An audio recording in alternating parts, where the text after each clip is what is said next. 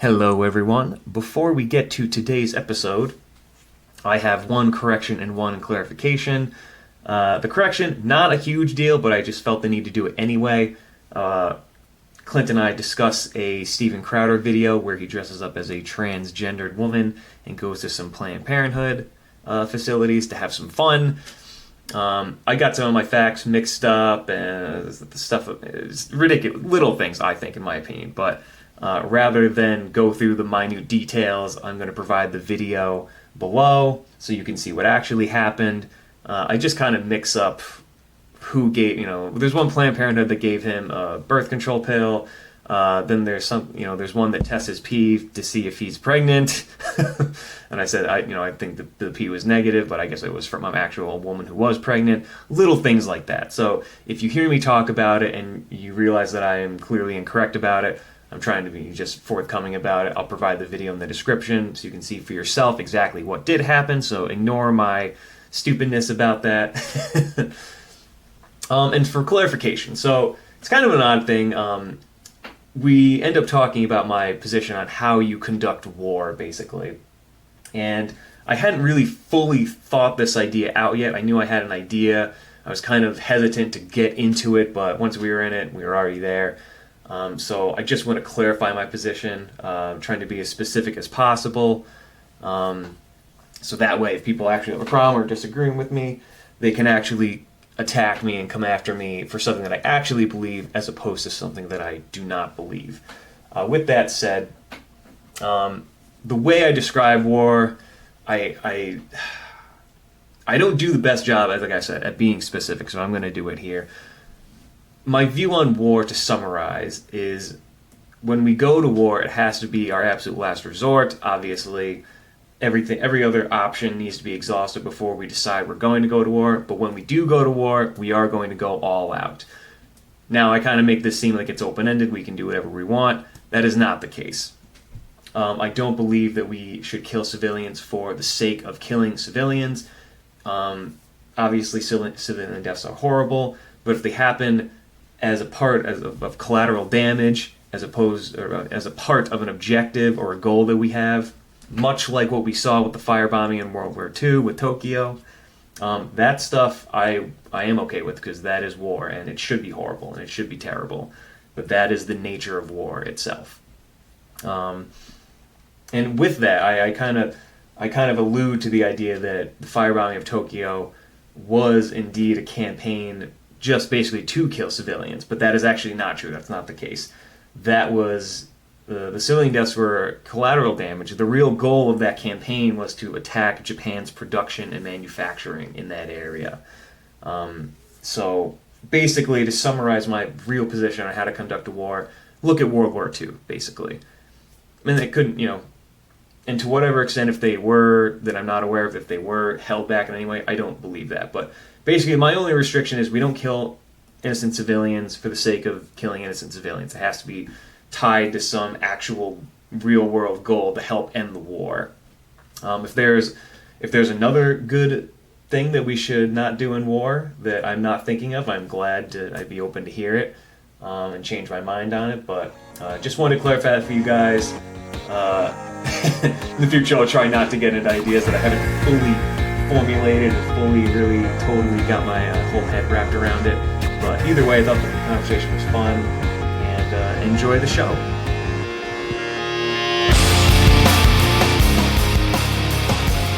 Clint Matthews, thanks so much for coming on the podcast.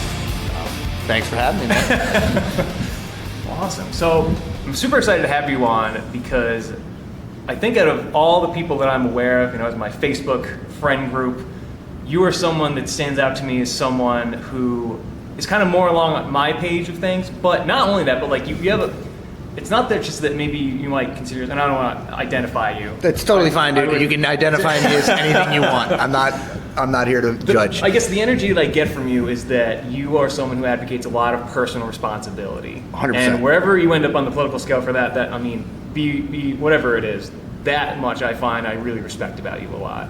Based on some of your posts and everything, they're very intelligent. They're very there's always that underlying principle behind what you talk about, and I find that, at least in my life and around people that I'm aware of, it's kind of a rare thing to find.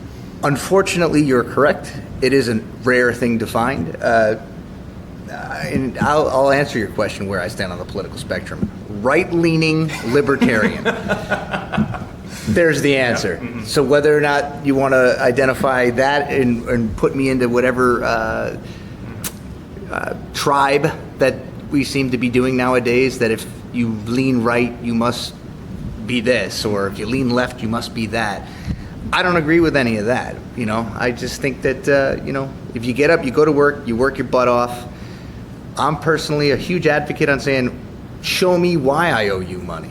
I'm the one that gets up and goes to work, So, I'm not, and I get into it with, Muga. Mm-hmm. I get in with Muga a lot about taxes, and, I'm not a fan of taxes, I'm really not a fan of it. But he's obviously, we need to pay them, and it's a reality. It's a reality of life. Unfortunately, never was at one time. I mean, at one time. Well, and I think, we'll continue. I'm going to finish your thought. No, it's so, I think that, I guess people are like so tribal about taxes now. It's like, you got the people on the left saying, okay, I'm talking far left. I'm not trying to like categorize everybody, but a lot of people are saying, the rich people are the devil and stuff like that. That's stupid. It's a dumb argument. There's no basis behind it. And I do get I get their gripe about certain tax loopholes. I get it. Mm-hmm. But if you don't like that, we have to change the law. You have to change that law, because if it's a loophole, it's legal, mm-hmm. right? They'll argue that maybe they're not doing things that are legal, but if you don't have a fact to back it up, I can't necessarily see eye to eye with you on that one. Mm-hmm. But getting back to that, I'm right-leaning libertarian, man. Like, leave your hands out of my pockets, I'll leave my hands out of yours. If I want to help you, I'll absolutely help you. You know what I mean? But forcing people to be charitable through the ideology of socialism is kind of defeats the purpose of being charitable, doesn't it? Well, yeah. it's socialism in and of itself is coercion. So it's not as if. What's interesting about that on 2 points: socialism is force, but it's also there's no incentive to kind of correct behaviors, because it's always going to be there. Yeah. I think that's one of the big benefits of charity, is that someone will give you money, but they also expect results, and that money is tied to someone who is actually judging you. Whereas I don't think you get that if you go to the office and you pick up a check. Right. You just say, hey, where's my check at? It's not like the person can really, I guess there's standards they have to meet, but it's not like there's not that personal connection there. There's not that responsibility, and hey, I'm giving you this, but I expect something. Right. I want to see results. Especially like a lot of my, and they're friends. They're good friends, and they like the idea of socialism. And I'm a friend with a good friend of. I wouldn't say like great friend, but I'm a friend. And he says he's such a proponent of this, and I'm like, dude, like, I never see eye to eye with him on this stuff. And he's always just like, well, you don't agree with this, so you must not care about the poor, or you must not care about the homeless. And that's the dumbest argument. Yeah. That's not true. And getting back to what you said, like personal responsibility. You literally have to be your own worst critic. You need to look at yourself in the mirror, and you need to say, I have to do something about this, because historically speaking, if you just do things for people to get them to a certain, income or whatever, I guess, whatever the standard is. If I give you $20, what are you going to do with that $20? It really depends. If I say, hey, dude, if I give you $20, would you get further with $20? Or if I gave you a job that made, let's just say $5 an hour, though it's not legal anymore. But my point is that's alluding to my point of that. Like, you have to, like you said, work for it. Yeah. You have to. I just think that I think we're all, not we're all. I think we're lazy. I think humans, we're lazy.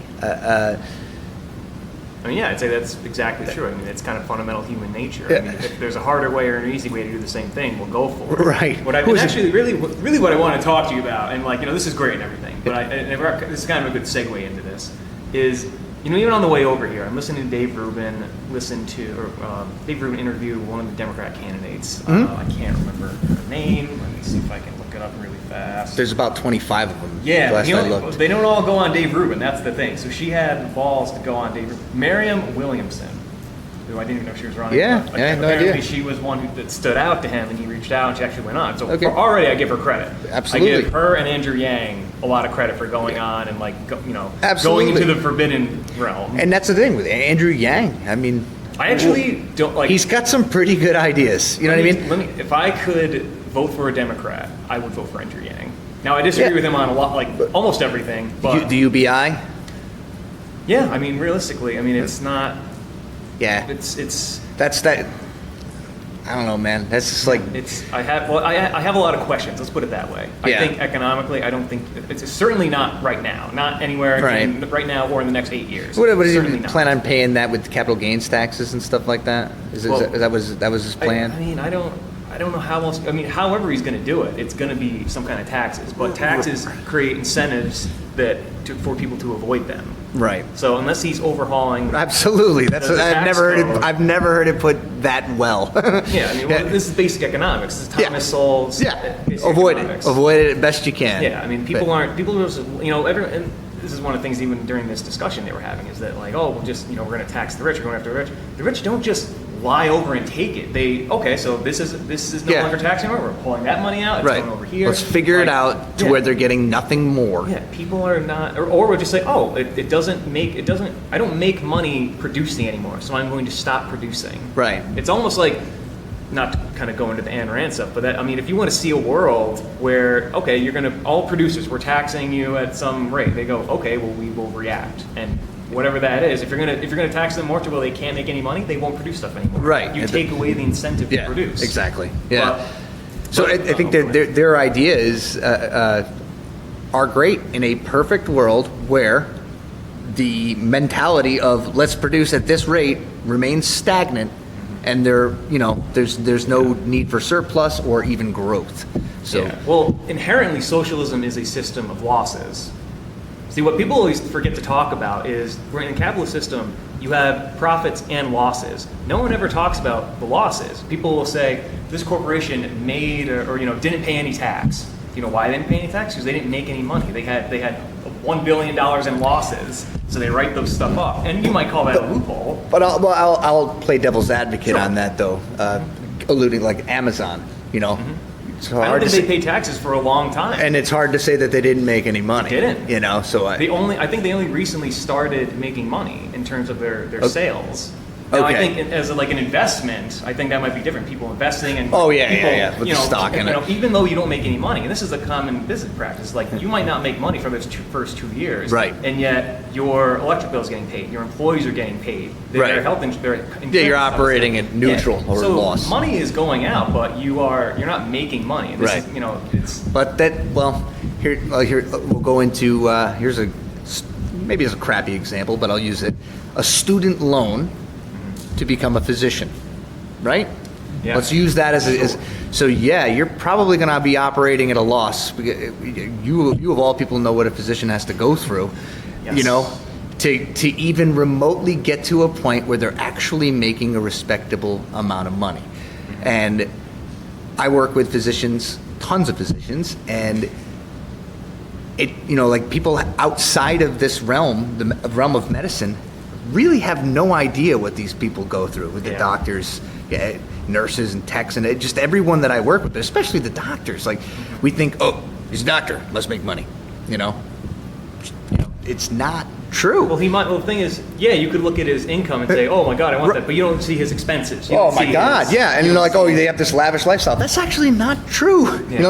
Maybe the retiring one might have a little bit more lavish. Maybe the older ones. Right, because it's changed, man. Yeah, it's different back then. Yeah. Probably cost them money, but it wasn't what it is today. So if they're like close to $1 million in debt from loans, and then money you're never going to pay it back. That's right. the first and foremost. You're never going to pay it back. Right. Interest is always going to go up, and unless you have a fixed rate, and you're as far But as if they're federal, well, I guess this off the You mean- I don't exactly know. All I know is, for the amount that my wife has, she's never going to pay it back. Interest rates, like even if they're fixed, I think there's still some kind of rate that applies that Really? it's always going to go going up.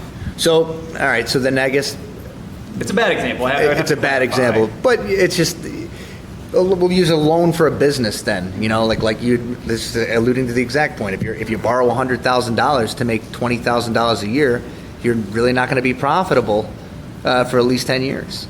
You know what I mean? If you think about assuming it, if you if you're can actually assuming make that. 100% Yeah. payments, like on what you make. So, but that's a bad example too. I get Sorry, what you're dude. saying. You know what I'm saying? Like Yeah, it's just yeah. like if you're borrowing a certain amount of money to create and to produce, like you had put it, and you're not making a lot of money, or if you're just making enough to make ends meet, meaning you're just paying the loans back, at what point do you become profitable? And at what point does, like, if I'm arguing for higher tax, you're really just creating a situation where this person has taken all this risk with this idea in mind that there's going to be this finish line or this A reward at the end of it. right, and just completely slap them in the face. And to me, if you take a risk, you deserve the reward if there's a reward at the end of it. Well, yeah, I think you would actually, I think you don't deserve a reward for taking risks. I think you would deserve the opportunity to take the risk. Absolutely. And whatever happens, because not all risks, I think, pan out to reap rewards. Nor do I think should they, because I think some people have bad ideas about stuff. No, I agree with that, but But I see, that's but you're that's free what to make the choice. I you're think- free to risk. Yeah, and I think we should make risk taking easier to do. I think if you have a choice of paying, if you want to take a loan out and you have a choice of paying less money or more money, I think we should do everything we can to keep the cost of whatever borrowing money is. Oh, down. absolutely. I You think mean that you mean makes like it capping off interest rates? yeah, or something, or just, absolutely. Or just get, not like maybe not that specifically, but maybe getting a lot of some of the embedded taxes and things. Like there's all these kinds, we have so many regulations now. Oh, yeah. that no one knows what they are, but they have an impact on things. They make Right. things more expensive. You got to follow all these different rules and steps. They cost money. Yeah. No matter how way you want to Like a home loan, an FHA loan, paying Yeah. PMI, and then I think they actually said that at some point where there's no stop to PMI. It used to be 80% loan to value of your house, then PMI can drop out. But I think now that's not the case. I think you have to refinance your house if you took out a FHA loan. This is one. I have no idea what you're talking about. Oh, I'm sorry. No, it's like, and this is the thing. I purchased a home with my wife, and it's like going through that process. I have no idea what. Right. Like in my head, I'm just like, hey, I have a seller. There's a price. There might be like a paperwork, like a sign over a title, but Right. I signed a stack of papers in. For those who can't see, it's like 3-4 inches. Oh yeah. Yeah. Of a stack of paper Yeah. that I have to sign. My wife and I spent 15 minutes signing paperwork. For what? What do I need this for? Like, just sign the title over to me. Here's the money. So, just a real quick thing, Sure. if you're listening, just to tell you what I was talking about. Let's say you want to buy a home, and let's say the home is $100,000. If you can't come up with 20% of that, okay, you would have to pay what's called mortgage insurance. Oh, okay. So if you don't have enough for the down payment, So if you can don't still have to, buy it. exactly, you can still buy it, but you have to use a different quote unquote loan vehicle, or you can use a conventional loan still. So a conventional loan on a $100,000 house is 20% down typically. If you do less, I think a conventional loan goes as low as 5%. Don't quote me. I'm not a. But I'm sure there's more. You pay more money with that over time. Yes. The more, there's a higher risk. So it gives you an opportunity to get into that home for as low as 5%. So on a $100,000 loan, let's do some math here, $5,000 down. So that means that you have to pay mortgage insurance until, it used to be, now I don't know if it still is, but you have to pay mortgage insurance until it gets to at least 80% loan to value. Meaning, if you don't have $20,000 to put down today, you will put $5,000 down, that's based on 5%, and then we can drop this mortgage insurance, which is a monthly thing tacked on to your escrow payment as well as your mortgage payment, until you've reached your loan to value, which would be in this case 20,000 or $80,000 left on the loan, on the principal. So if, let's say you get your house reassessed 5 years down the road and they say, hey, that's worth 110,000. And let's say you've got your principal paid down to a certain amount. If it's 80% loan to value, then you can drop that mortgage insurance. But FHA, you can put down as low as 3.5%, but then you're paying private mortgage insurance. They call it PMI. But I think that never stops unless you refinance the house. So I think that you continually pay mortgage insurance. I'm not sure, but I'm pretty sure this changed recently within the last 5 years, that you have to continually pay private mortgage insurance until you refinance that house.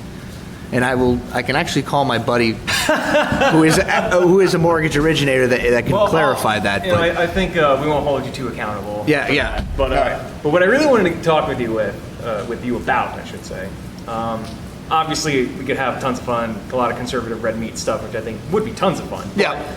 I think our time we better use. I wanted to get your opinion on kind of the status of what I seem to think is the Democrat Party right now being very, kind of like the broad spectrum. Yeah. Where I see a lot of where the left is going, where I see a lot of where my friends are compared to politicians, compared to the thought leaders. Yep. I'm very concerned. I'll kind of set the premise. Yeah, let's hear it. I'm very concerned because all I'm seeing, for people who are paying attention out there, whether you're listening to Shapiro or Crowder or even CNN. I just recently, I never knew about Steven Crowder till about 3 days ago. Oh boy, wow, where have you been? Dude, working. Yeah, but what a guy, man. I like that guy. Man, he's got content for days. You could watch him for days. Seriously.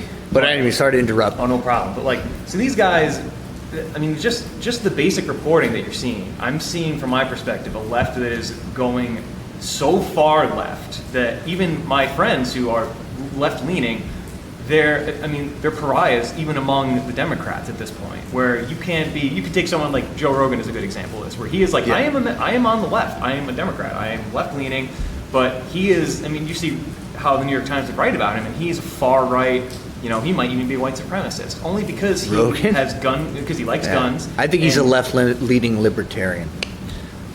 Oh, I think so. No, I would. Does he identify as a Democrat? I never heard him say Democrat. Yeah, because he had Larry Sharp on the show, and Larry Sharp was calling him a Democrat, and he's like, "I'm not a Democrat. I don't know where you're getting this from." He's like, "No, you're a goddamn Democrat." Well, Joe would say, I've heard him say in the past, he's on the left. He's a member of the left. Okay. He believes in Well, he's big proponent of drugs too.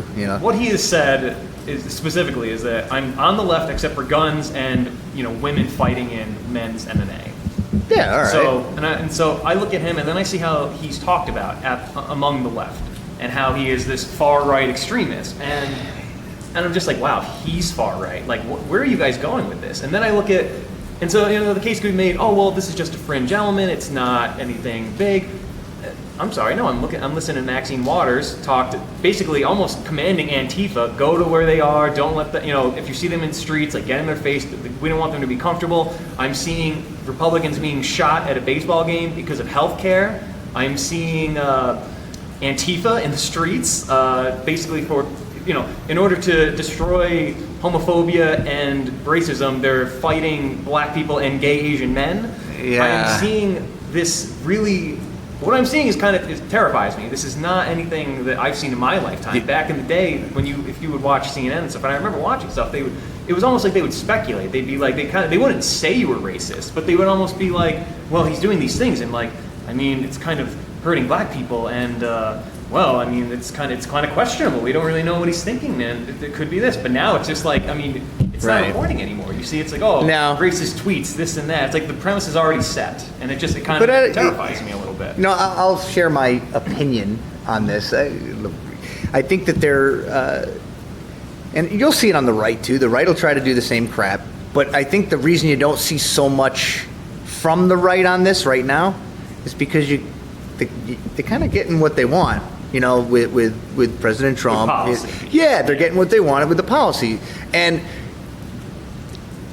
now they never were that extreme when under the Obama administration, but you still heard the whining. I mean, I heard why anyway. I never. We don't No, have you any- not as far as this is getting Yeah. now. we don't with have any. I mean, we never had anything happen that is happening on the left now. Right. No, and I agree with that. There But was never an Obama derangement syndrome, as far as I'm concerned. And I mean, there was like they're going to Rare, take though, our I mean. guns, but no, not on the not at the extreme like that you literally point out is factual, because it is factual that this is going on. I joke with a buddy of mine. They say, he's like, love trumps hate. I guess that's the old saying. I'm like, if I'd have known love trumping hate involved this much violence, I would have gotten on board a long time ago, because that looks like a lot of fun. But jokingly, totally joking about that. I think that the left politics that I see are almost tribal, in the sense that some people think that you can't be against. You can't be for ICE, or against ICE rather, and for the troops. Why can't you? Why can't you? You know what I mean? Like, if you don't fit into this cookie cutter mold of what their ideas are, then you are, like you were mentioning, You're right now. You're on the far right. You know, like you're a rogue. You're rogue. You know, like so. Gone are the days, apparently, according to like what's being reported, right? That you can actually have a conversation for one, like you had mentioned, coming on a left-leaning person coming on a person's show that is right-leaning. You tip your cap to that, but why are we tipping our cap to that? That should happen. Yeah. Somewhere in the middle is the right answer, or a compromise. Like you take a marriage, a working marriage involves compromise. I ask happily married people, "What's the secret?" Jokingly, they say, "Yes, dear, that's the secret." But the truth is that you compromise. It's not only is it compromise, but it's also you have to. And this I was actually just talking about this a little while ago. Is that both of you have capacities to be tyrannical and evil and terrible, and when you are, you need the other person to step in and tell you that and say, "Hey, you're being bad. You need to stop." Right. So it's checks and balances almost. Like Yeah, that. so- but it's also it's compromise, but it's also that, which is very important. Right, and it should never be like you said. Why? I mean, I'm trying to take what you said out of context. We shouldn't be saying, "I give this person credit for coming on this show." We should be doing that. We should be. No, I agree. You know, 100%. and you let's say you turn on Fox News and they literally will yell over their guests' points that they're trying to make, and then cut them off. But then you'll see that on the same thing if you tune into CNN. So literally turning on the television for your news has become horseshit. Yeah. Well, and it's not even like format. Well, hold on a second. The way they conduct themselves, the way they provide the content is horrible. Absolutely. Yeah. But it's also the platform itself is just not an efficient way to convey news to people anymore. Right. It's not. That's why podcasts and these long form discussions are becoming more profitable. More people are listening to podcasts now than they are watching news. as Oh, far as I'm absolutely, concerned. absolutely. And it's because the format is not. You can't talk about healthcare, socialism, or guns, and like in these you have 6-minute window. This guy's got 30 seconds to make a point. You got to make a point. You just yell at each other like you said. Oh, cut your commercial. Yeah. Come back to the next thing. And Yeah. it's Cutting not- off mics, yelling over them. Yeah, it's not efficient. No, not at all. And I agree 100% what you're saying. So, like what we're doing, like when I've had actually, I'm pretty sure you're the second maybe kind of right-leaning person I've had where we've kind of talked about the issues like and facing our national politics. Right. Most of the people I've had on have been left-leaning, and that's kind of the point is that it shouldn't be like this is a huge, amazing thing. Right. Someone who disagrees with Like me South across- Korea and North Korea. Yeah, You know, this shouldn't be an amazing thing, Right. And yet it is. Yeah. Yet it is. It's so rare. It's very. I mean, it's happening more now than ever Yeah. because of the right. I would say because of Steven Crowder, because of Ben Shapiro, because of guys like Gavin McInnes and people. I mean, these are the people dying, literally begging to have conversations with people. yeah. And- Change my mind. He will Yes, literally go. And, and like, where's the left's equivalent to change my mind? Where do you see the equivalent of the left Ben Shapiro going to right-wing college campuses, which they don't Exist. I think like, where's the person going to Hillsdale College schooling all the stupid conservatives on issues? you don't see it. It doesn't Right. exist. Yeah. Their side is becoming so hyper inclusive that even people, if you're center left, you're alt-right to them. Yeah. It's that, like, you can say, listen, Yeah. I'm That's what I mean. You yeah, don't fit I'm- into that mold that they have established. Yeah, and like you said, it's a tribe. The tribe is becoming smaller and smaller and smaller. And what I'm seeing, I mean, I have this, I have my Twitter account, it's not my personal one. I don't even want to have a personal one. But it's like all the people I'm following, they're all these black conservatives, the Latina women. Yep. And they're all like, we love Trump, we're conservatives, blah, blah, blah, Yep. this and that. They don't always agree on everything. Like, they kind of, Yeah. but Yeah. like, it's like this is like the normal world. I feel like Right. this is like, and you see at large. I think you see, at one time, blacks and LGBTQ people, it was like assumed that they're just Democrats, but it's not the case. No, not at all. And especially not now. Now they're more. What was that Milo, whatever his name is? Milo Yiannopoulos. Yeah, that guy's. I mean, he's a little too far right for me sometimes. I think. Well, God, Milo. I think the problem with him, he had a couple of problems. He's out of his mind. Well, his presentation was. I mean, he was a provocateur. Like, he wanted to be in Yeah. your face. He wanted it to be insulting you, which, for me, it's fun. It's conservative red meat. Right. Because you can't call him racist because he is having sex with gay men, and you can't call him homophobe because he's gay. I mean, you can't call him. You said racist because he's having sex with. Oh, No, you can't call him racist because he is literally having sex with black men. Gotcha. That is like what he was like. He talked about it all the time. So you couldn't call him racist. yeah. You couldn't call him homophobe. So I guess I am a fan of that guy. Just go ahead and just cover all his grounds first and then piss people Yeah, off. and that's the thing. So you would do that and then make fun of him, but then in a weird way, you kind of had to address his argument because you couldn't call him those things, which would be the default that you and I Right. would face. Like, well, you're just a white man, so you're. Yeah. Oh yeah, that's the thing. Oh, you're white. You don't understand. No, no, darling. I have sex with tons of black. Like, this little British thing, but the problem with him ultimately, I guess, his downfall was he made some comments on the Joe Rogan Experience about how when he was growing up, how he was involved with one, I think, the pastors there, the priest, and Gotcha. That got him in trouble. And he blames the right for it right now. He thinks the right kicked him out. And so now he's kind of gone down this path where he wants pretty much everyone to be deplatformed so that they can kind of rebuild the conservative movement, which I don't really agree with. But Yeah, and he's a bit. I'm not a fan of his presentation. Obviously, Right. He's right leaning. He understands economics and history and Right. all the stuff is stellar. But the presentation, I don't appreciate Right. that much. But Yeah. you know what? I want him to keep doing what he does because Yeah. I feel like. For me, I'm not going to do that, but I'm going to miss people that might have their minds changed by his way of doing things. Right. So I want, I'm not going to say don't do what you do. Do it, but Yeah. it's not. I'll let you do it. You be the master of that realm. I'll Yeah. leave it to you. Well, I'll tell you what, man. My buddy Chris just, like I said, I just learned about Steven Crowder. I had seen the memes. I literally haven't had time to do anything Hey, other than you're just that's all I do is work. So he shows me this guy, and I just started listening to him, and next thing I know, I'm like, I'm tuned into his podcast, and I'm listening to all his. People hate facts, like simple as that. People hate facts.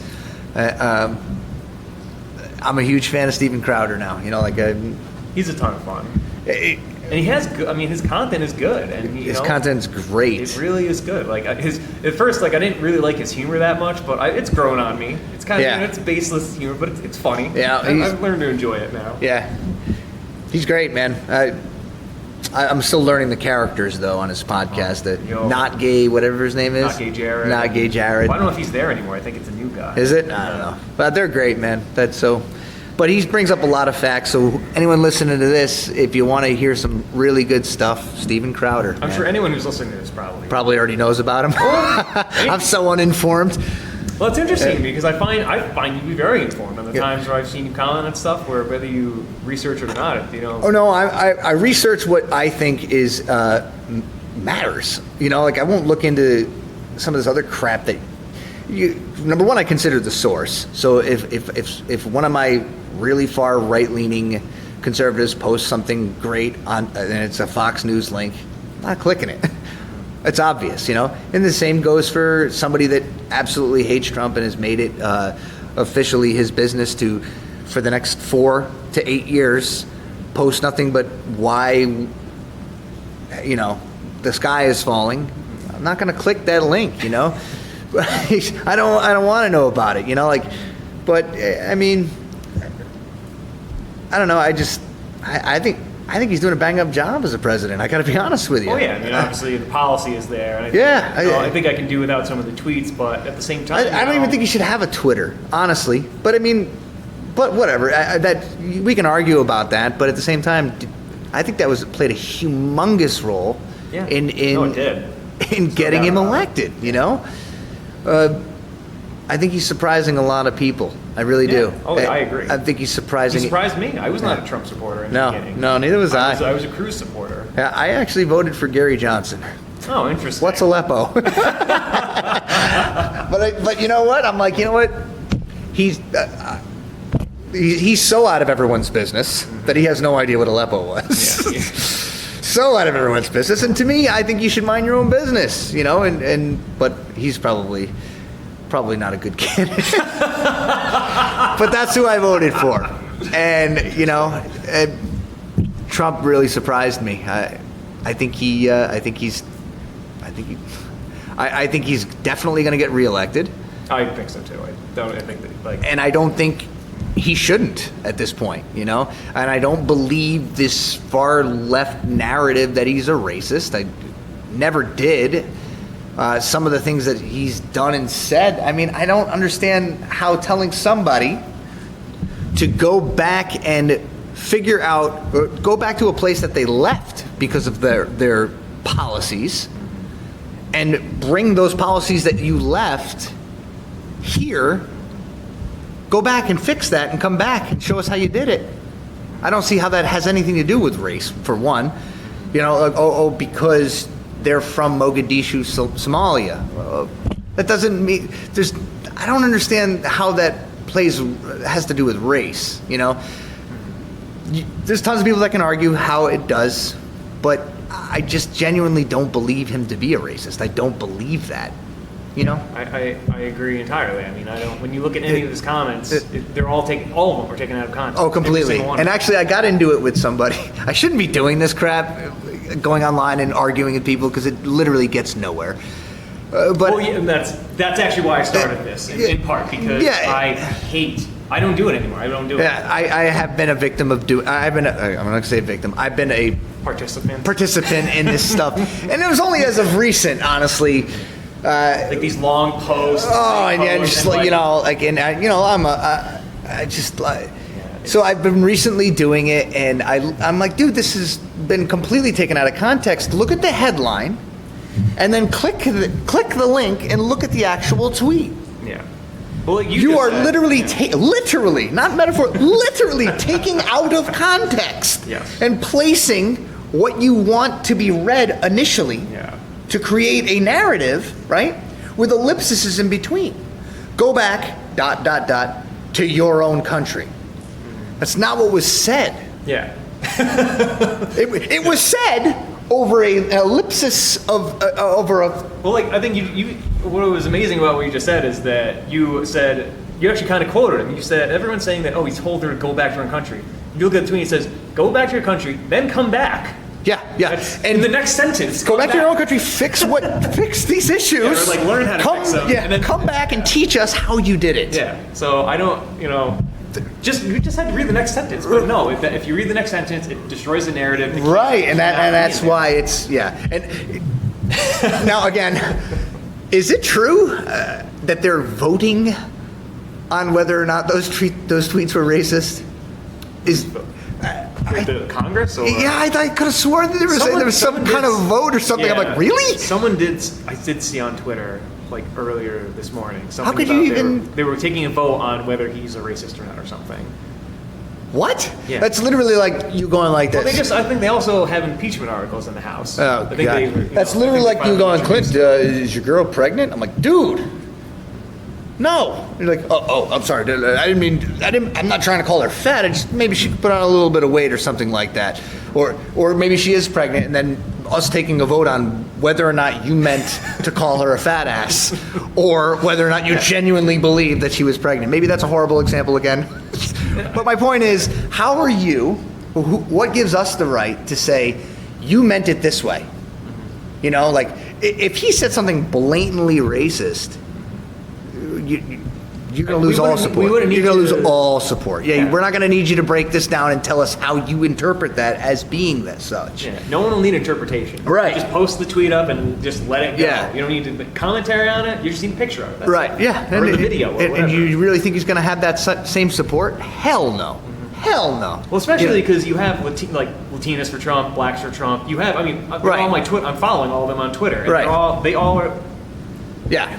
I think for me, when I hear all this talk about race and sex and this and that, I don't believe it, because if it were actually true, you would have intelligent black people, and I'll say they're intelligent, like Larry Elder, Walter Williams, Thomas Sowell. These guys would look at them and be like, oh yeah, this is racist. He's against black people. But the fact these guys are going, no, he's not racist, tells me that, wait, there's a discrepancy here. You have some black, or maybe, really not even blacks as far as I'm concerned. You have a lot of white liberals saying he's racist against black people. And then I'm hearing a lot of black people go, no. Now, and to be fair, sure, there are some black people, some black liberals that will say, oh no, he's definitely racist, 100%, this and this. Yeah. But there's clearly disagreement in the black community as to whether this is the case or not. So for me, that right away indicates that, okay, it can't be racist, because at least half the blacks are saying no. It's not the case. Or maybe not, I don't know, whatever the numbers are. I'd say at least half at this point, or I would say, 22%. I think that was the last figure I saw. 22%. 22%. It used to be Republicans' support among the black Americans it was like 11%. And now Trump came out, actually it was after Kanye West. Then it doubled to 22%. Kanye West came out, and then I remember, it doubled. His support among the black. But what's interesting to me about a lot of this is the way people view the way people view others based on their political opinion. And I think that it has ruined and created careers. Yeah, it is. And that to me is a huge problem. That means to me that we are willing to destroy or create a livelihood based on one person disagreeing with us or agreeing with us. It's like, so we're essentially giving a platform to this person that's saying what we want to hear and eliminating it from the person that's saying what we don't want to hear. Other people are like, oh, your job as an actor, act. That's fine. That's all well and good, but everyone's entitled to their opinion. I don't care if he accepts an award and says what he has to say. But at no point should we be like, well, what a piece of shit for having an opinion on this. Don't use your platform for that. I get it. I get where you're coming from, but at the same time, everybody's got an opinion. Sure. I think what you're saying is let people have free speech, but I think also let them suffer the consequences of whatever their speech is. Right. And you know what? If people get pissed off and they say, I don't want to hear your crap at the Grammy Awards, so we're not going to buy your products anymore, then oops, you shouldn't have said that. Right. And it's just taking, I don't know, man. I think that people should be able to say what they want to say. And like you said, suffer the consequences if they say something absolutely stupid. Yeah. We shouldn't be building careers on or building people up to just parade them about just because they agree or say something that we necessarily agree with or disagree with. And what you foster, I think, and especially in a work environment or any kind of environment, whether you're in academia or entertainment, when you only allow one, what you're doing is basically promoting one kind of worldview to view, problems through one kind of lens. That only this lens is acceptable. Right. All others make you a pariah, a racist, a sexist, a bigot, a homophobe. Right. So on and so on.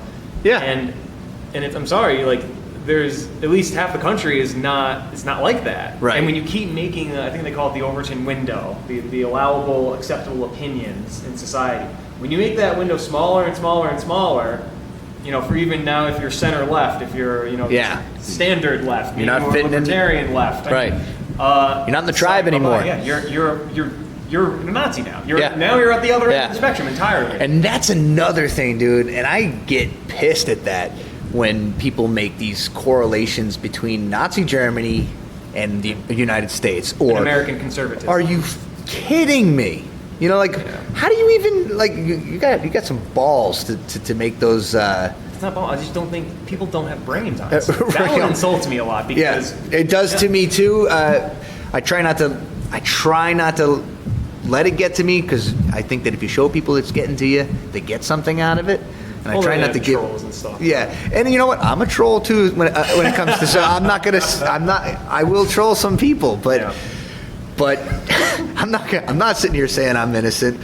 But yeah, that's a horrible devaluation on anyone that had to endure World War II and anything that it was about, to even make those assumptions. You know, like Hitler drank water, so Trump is Hitler. That's the stupidest thing I've ever. Yes. Like, Yep. you know, like, come on, dude. You know, like, stop. Well, what's fascinating is, I mean, this is Jonah Goldberg, I think, wrote the defining book on this, liberal fascism, and basically, he goes through these painstaking arguments to say, listen, I'm going to make this argument, but before I do, I'm not saying that the American left today are Nazis. I'm not doing it. What he's saying, and it's completely true as far as I'm concerned, and I think the evidence bears out. When you look at the actual governmental policy and the ideology and the role of government, the left, Nazism is National Socialism. Socialism is communism. These are all formulations and philosophies and governmental philosophies of tyranny, which is exactly what the left believes in today. Do they believe in a stronger government? You could make a chart and say, what does the left believe in terms of governmental philosophy? Should it have to be big or small? Clearly, Nazis, it has to be massive. We have tons of work to do. Do they want healthcare? Yes. Do they want this kind of national identity of this? Yes. Yeah. To me, and it's when you look at the policy and the role of government, it's the same thing. And now when you're saying, well, now we're doing these things for all these great reasons, that's what they said. I mean, it's the same thing almost. Yeah. And minus the we need to murder people, but I'm not even so sure about that anymore, because now you have Antifa going out there and doing just that. Right. You have the elected leaders saying, hey, it's great that Sarah Sanders can't go eat dinner at this one restaurant. That's horrible. I mean, but that's another person that she doesn't fit into the narrative. I love is that, well, before there's a war on women, but now you got a woman that's in this position. Oh shit! Now there's no war on women, or he's at least making us look like a liar. Let's figure out something to devalue this person, and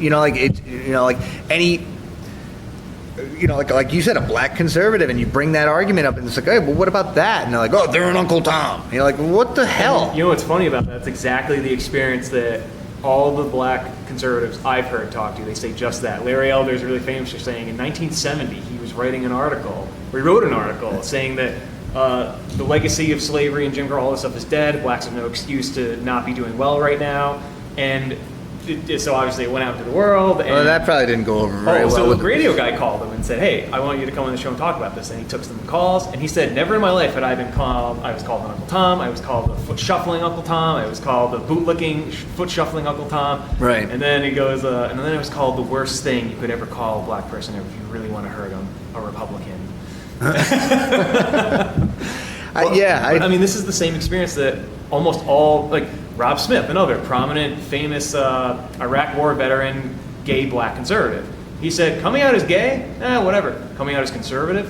Oh, like, you want to talk about difficult. You want to talk about being brave and being like, try to come out as conservative in a gay community. And he's like, you wouldn't believe the followers that I have messaging me. Where is this, what right afforded to a straight person has been removed from, like, what are they worried about? Like, what? I don't understand where that comes from. Like, if you're gay, you must be left. Where does that come from?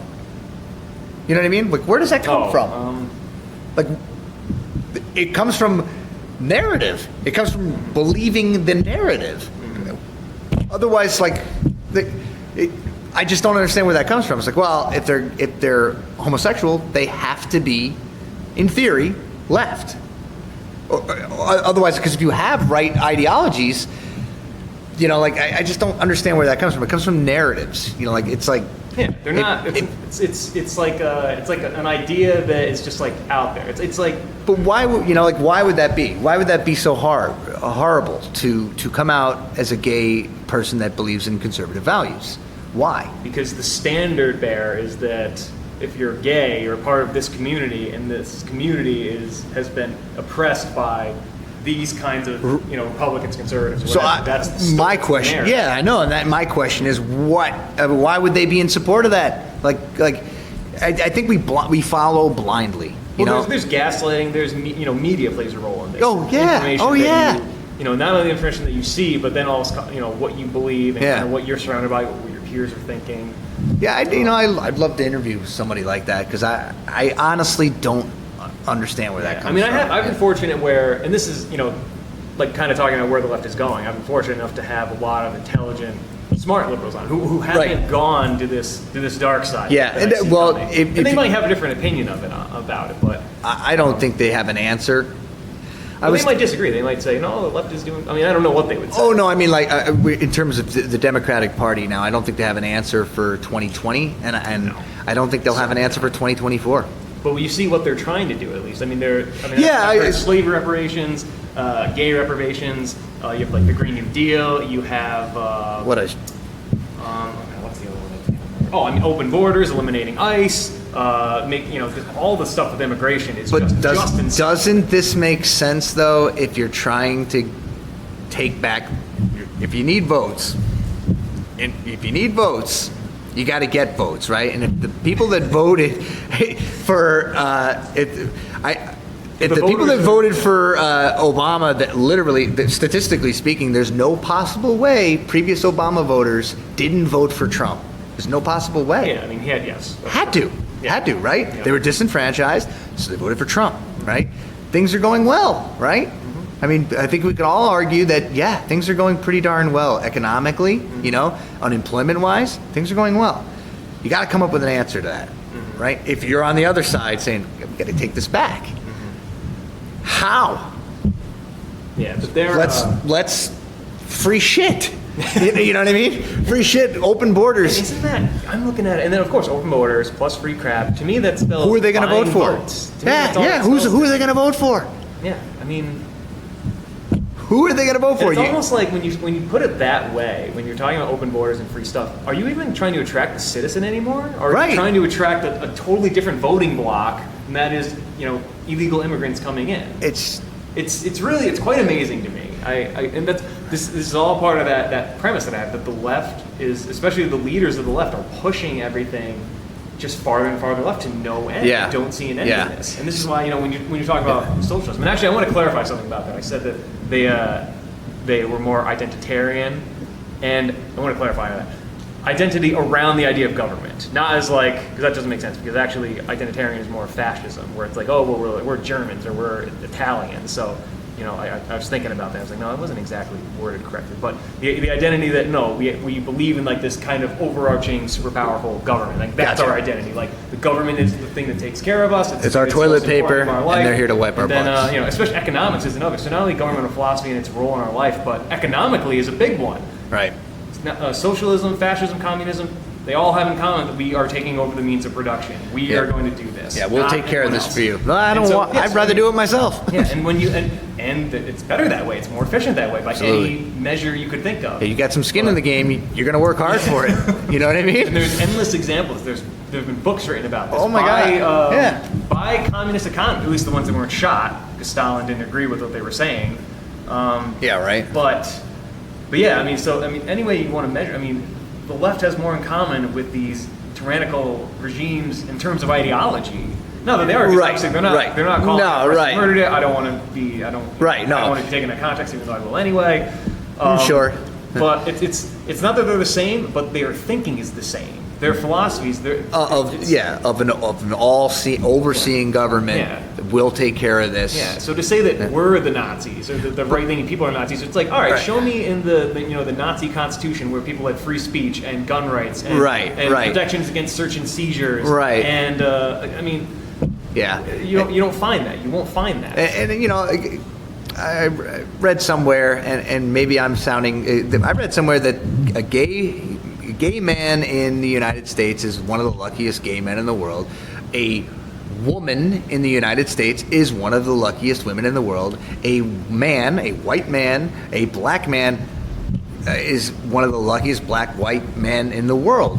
And to be born here and live here. yeah, and I agree with that. Yeah. I agree with that 100%. And if it wasn't true, why are these people, why do people want to come to America and become citizens? Yeah, the left has a lot of inherent contradictions, I think, that they have to deal with. One being, we're this terrible, awful, racist country, and yet we cannot we have to build walls to keep people out because they are clamoring to come here for some reason. Some people will argue that we created a lot of these refugees because of our foreign policy and create. So I'm going to play Sure, devil's sure. advocate. I'm not going to we're both obviously politically we agree a lot. So I'm just going to But bring up. I encourage dissent. I encourage things, because I could be wrong. I don't know. No, yeah, absolutely. And that's the thing. I'm not afraid to be wrong. That's another thing. Right, I'm absolutely. not afraid. If I make a mistake, I'll make a correction. Like I felt I did about just a second ago. Yes. I have no problems. If I may say something Right. wrong or I'm stupid,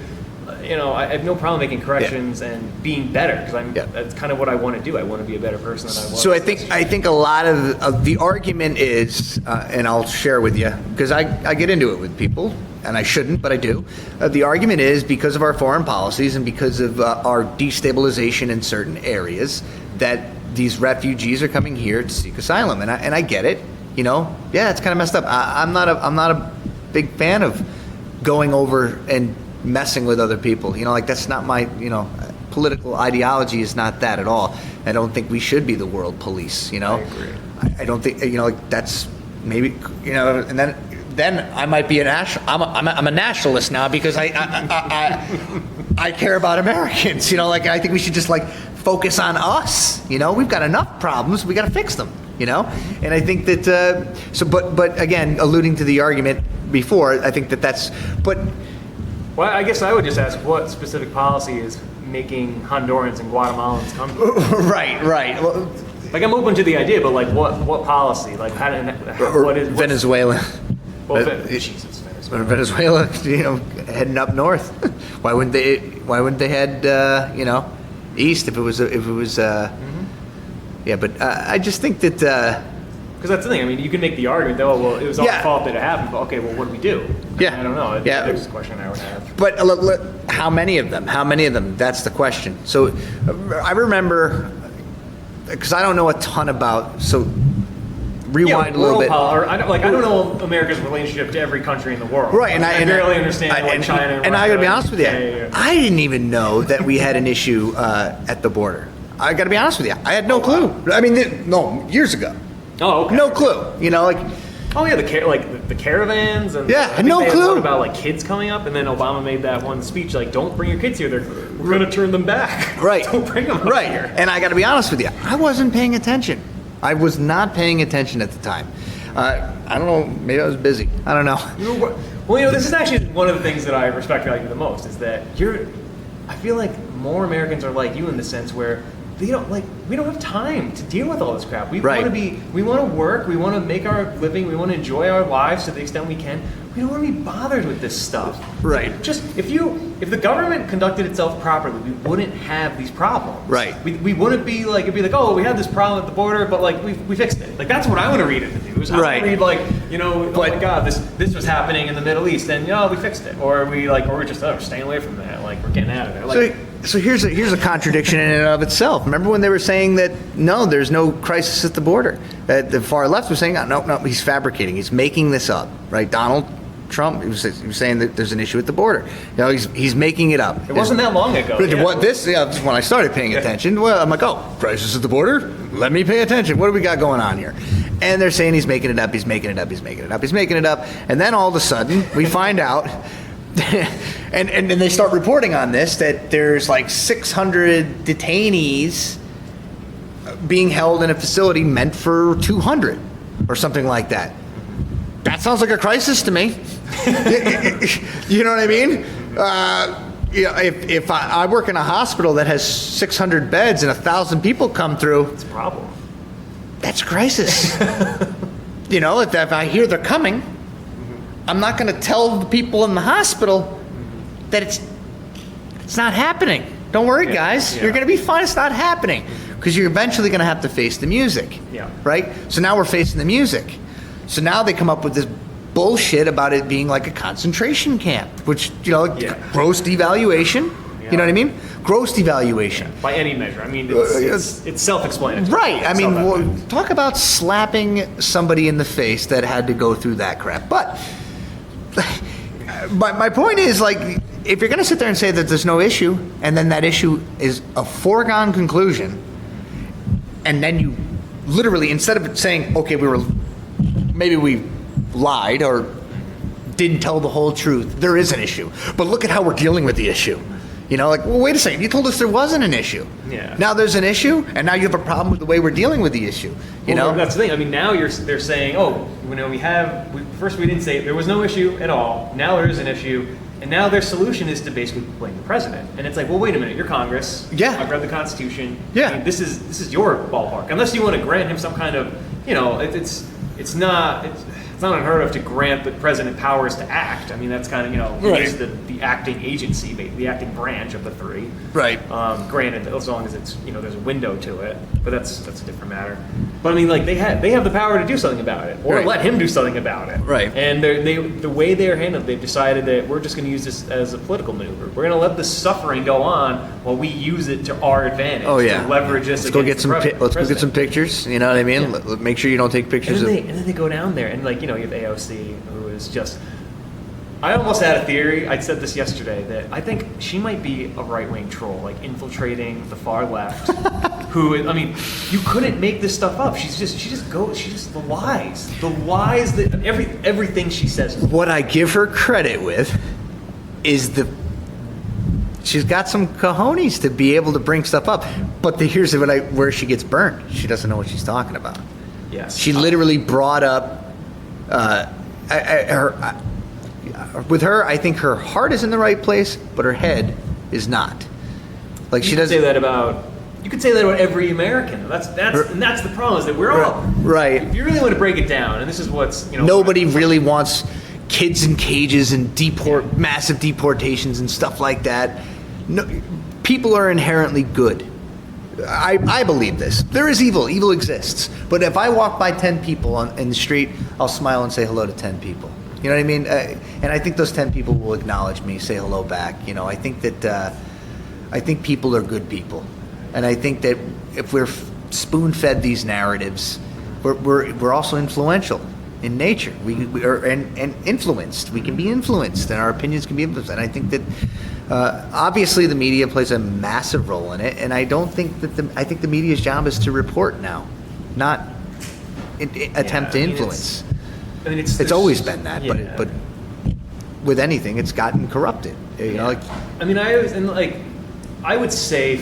I think there's very few of us that, and I believe they are out there. I believe there are people out there who actually have their own agendas and they have, like, devious plots, or they'd be more than willing to let people suffer at the border so that they can gain something, whether it's political power or gain some kind of favor with people, which might get them in a higher position in office. I totally believe that, but I think that's very rare. It's got to be, man. It's only among. Really, and I think if you were to be like, well, where are these people? I think you need to look at government. You need to look at these people who are seeking these positions. Yes.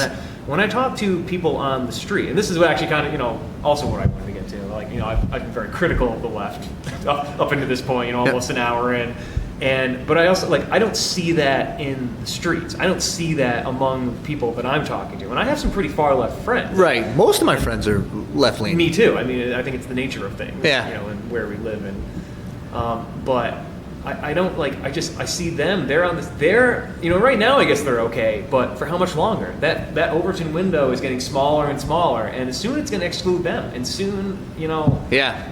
You know what? They're not going to be woken up. It actually has excluded them. I'll give you a personal example. I don't know if he wants me giving an example, but you don't need to name names. Yeah. So I got a buddy of mine that is black, and he was involved in a online debate, I guess you can call it, about the reparations, and he was against it. And this guy leans pretty far left, and he was against it. And the barrage of crap that she's like, dude, you got to look at this. And I'm like, so he hands me his phone, and I'm scrolling through these things. I'm dying because literally they're calling him out. They're like, oh, he's probably some white guy that made a black picture on Facebook. I'm like, really? Because inconceivable that a black man would not want reparations, right? Right? Yeah. Like Inconceivable. legit, and you know, and I don't know if there's anyone that leans much further that I would like literally hang out with this dude, have beers with. Great guy, you know, like, and he leans this probably the furthest left of all my friends, and what he brought up, it's like, nah, bullshit, man. Like this is, you know, like, and his and he didn't like baselessly go no. He said, yeah, and very legitimate reasons about self reliability and you know, asserting yourself as an individual. We don't want your help. Yeah. We don't need Yeah. your little handouts. Yeah. I'll work for this shit. You know, that's how he presented the argument. I'm not your pet. I'm not like your little like. Yeah. I'm not your baby that needs tending to. Yeah, I and take that's care of my, yes. and so that's where he, like you're talking about the Overton window, he fell out of that right there with that comment, you know, and I think and this is exactly what is happening all over the world, all over social media, you know, with the just it is getting smaller, and it's to the point now where you look at blacks, you look at gays, you look at even trans people. You know, there was a group of conservative trans people, a group of them. Who knew, right? Who would have thought? They went to have a debate in New York City against other trans people who were the trans activists for the left. okay. They wouldn't do it. They'd shut it down. They go, we're not doing this. Like, they don't want people knowing. They don't want people knowing that among the groups because they love groups. The left loves groups. Yeah, they love signing the groups. They Tribal. don't want people knowing that in those groups are individuals, and among those individuals, they all have disagreements about something. Every single one of them has a disagreement about something, but they don't want people talking to each other. They don't want individuals talking. They don't want people listening to individuals talking. They don't want it. But the more, like you keep saying, like the more that window is smaller, you're kicking people out. Yeah. You know, when you're supporting like the trans movement, which is saying that, you know, men can be women and this and that. You're saying, hey, feminists, you've been here forever. You know, we've said women are so special and they're the best. Except a man could just be you when he thinks it or when he says he is. Right. You're not special anymore. Like, how do you reconcile that? How can you say, hey, gay community, we love you so much. You're the best thing ever. You're one of us. Yeah. Oh, but also we love political Islam, which throws you off of buildings and is like politically against you. Right. I mean, the Islam is not conducive with homosexuality. Right. Even though it's in their community, but in their political philosophy. People will argue that Christianity is not either. You know, like people will I argue. go down there. I go down that road. Well, people will say that We'll argue the New Testament, you know, there is some stuff in the Bible that denounces it, you know. So I mean, I don't like to bring religion into politics. You know what I mean? Though everyone seems to like to do that. It happens. To me, you know, and I've got really good friends that are Muslim. You know what I mean? Really good friends, and I would trust them with my life. Honestly, like straight up trust them with my life. But I'm not saying I'm gay either. But but my point is, I've seen them work with people that are homosexual, and they've been amazing. You know, so. But I understand what you're saying, but. I don't want to bring like Christianity or Islam into the way. I just want the government out of my pockets. You know what I mean? Yeah. That's Do fair. your job, which is, you know, do your job, and your job is not to tell me how to do my job. You know what I mean? Regulate what you need to regulate, but you need to get out of everything else. And that's me. You know, like, and if that's right leaning, then so be it, man. You know what I mean? If you want to be a gay, gun-toting, LGB, whatever letters there are, Confederate flag flying, whatever, right? Be it. I'm cool with that, man. I'm totally cool. Dude, you could be whatever you want, you know. But you just missed black and woman in there. Black woman, gun-toting, gay. All the things, whatever you want to be, you know, whatever you want to be it, man. But just like. I can say, leave me out of it, you know? Yeah. You know, like, but I respect your decisions to do whatever the hell you want to do. But the problem is, if I respect the things that you did make these decisions, respect mine. Just leave me the hell alone. And that's really, I think that's probably the number one thing we're missing right now is that really it all comes down to tolerance, the idea of tolerance. So I could sit here and I could say that I don't really like, if I see a trans activist and okay, you're a biological male and now you self-identify as a woman, I'm going to sit here and say, listen, I don't agree with that. I just don't agree with it. I will treat you as a human. I hope you have, Agreed. I hope you find someone. Agreed. I hope you have a great, happy life. 100% agree. If someone is just like being super mean to you, I am on your side because I don't believe in people being mean. Right. But I just don't agree with you. So I will not ignore biology. I'm not going to. Me and my fiance get into... This is the thing. So it comes down to basically this, is that, listen, you can do whatever you want, but I also get to have an opinion.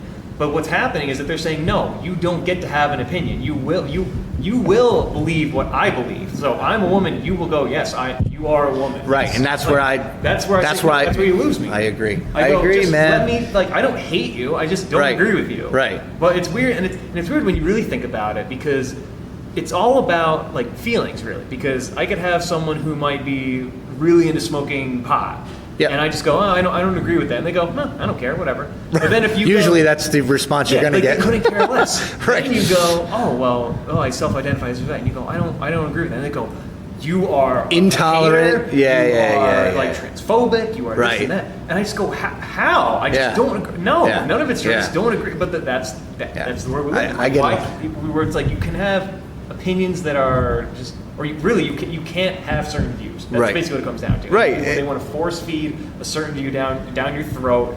And I'm sorry, I'm not going there. I'm not doing it. Sorry. Yeah, no, I'm with you, man. I like I said, man, do what you want to do, say what you want to say, be what you want to be, but don't tell me how I need to be, how I need to view anything.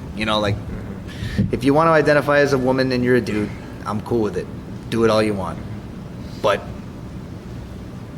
I cannot sit here and tell you that I genuinely believe that you are an actual female. Yeah, I'm not gonna I'm not gonna believe that you're gonna get pregnant, or I'm not gonna agree that you're gonna have periods, right? Or menopause. I'm not going down that road, and it's getting to a point now. Like Steve Crowder has a video that you can watch where he dresses up as a tranny, and I think it's not gay Jared goes as his husband, which is it's fantastic. You'll have to throw that at me. So he goes into Planned Parenthood, and he's like, okay, hello, I think I'm pregnant. He's a male. He cannot. Oh, this. So I think you didn't have this sense of humor before. Well, no, it was the sense of the humor. It's different. I'll give you an example later on. He literally that's funny. genius. That's genius stuff. It is that, and that's the funny stuff. That's a genius. He's literally putting it to the test. That's a change my mind without even saying anything. He's putting it to the test. Yeah. So I think the first clinic sent him to a different clinic for some reason. I can't remember. But the second one, he's sitting in the office and she comes in the paper. She goes, actually, no. He's like, we need a urine sample.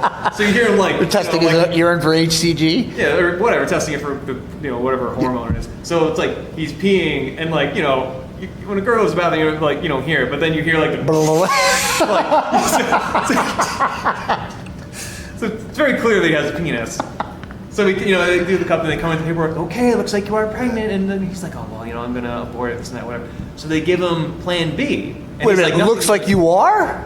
Well, they said he was pregnant, and they gave him Plan B, and he's like, is this gonna have are there gonna be any side effects? They're like, no, you should be fine. Just take it as instructed. You know what happens when a man takes Plan B? I don't. I've never taken it. Nor have I had a desire to. Apparently it's not good. Apparently it can lead to all sorts of complications and infertility.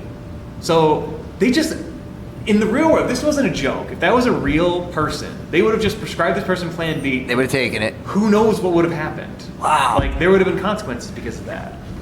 Did Steven bring in some sort of how did they say he was pregnant?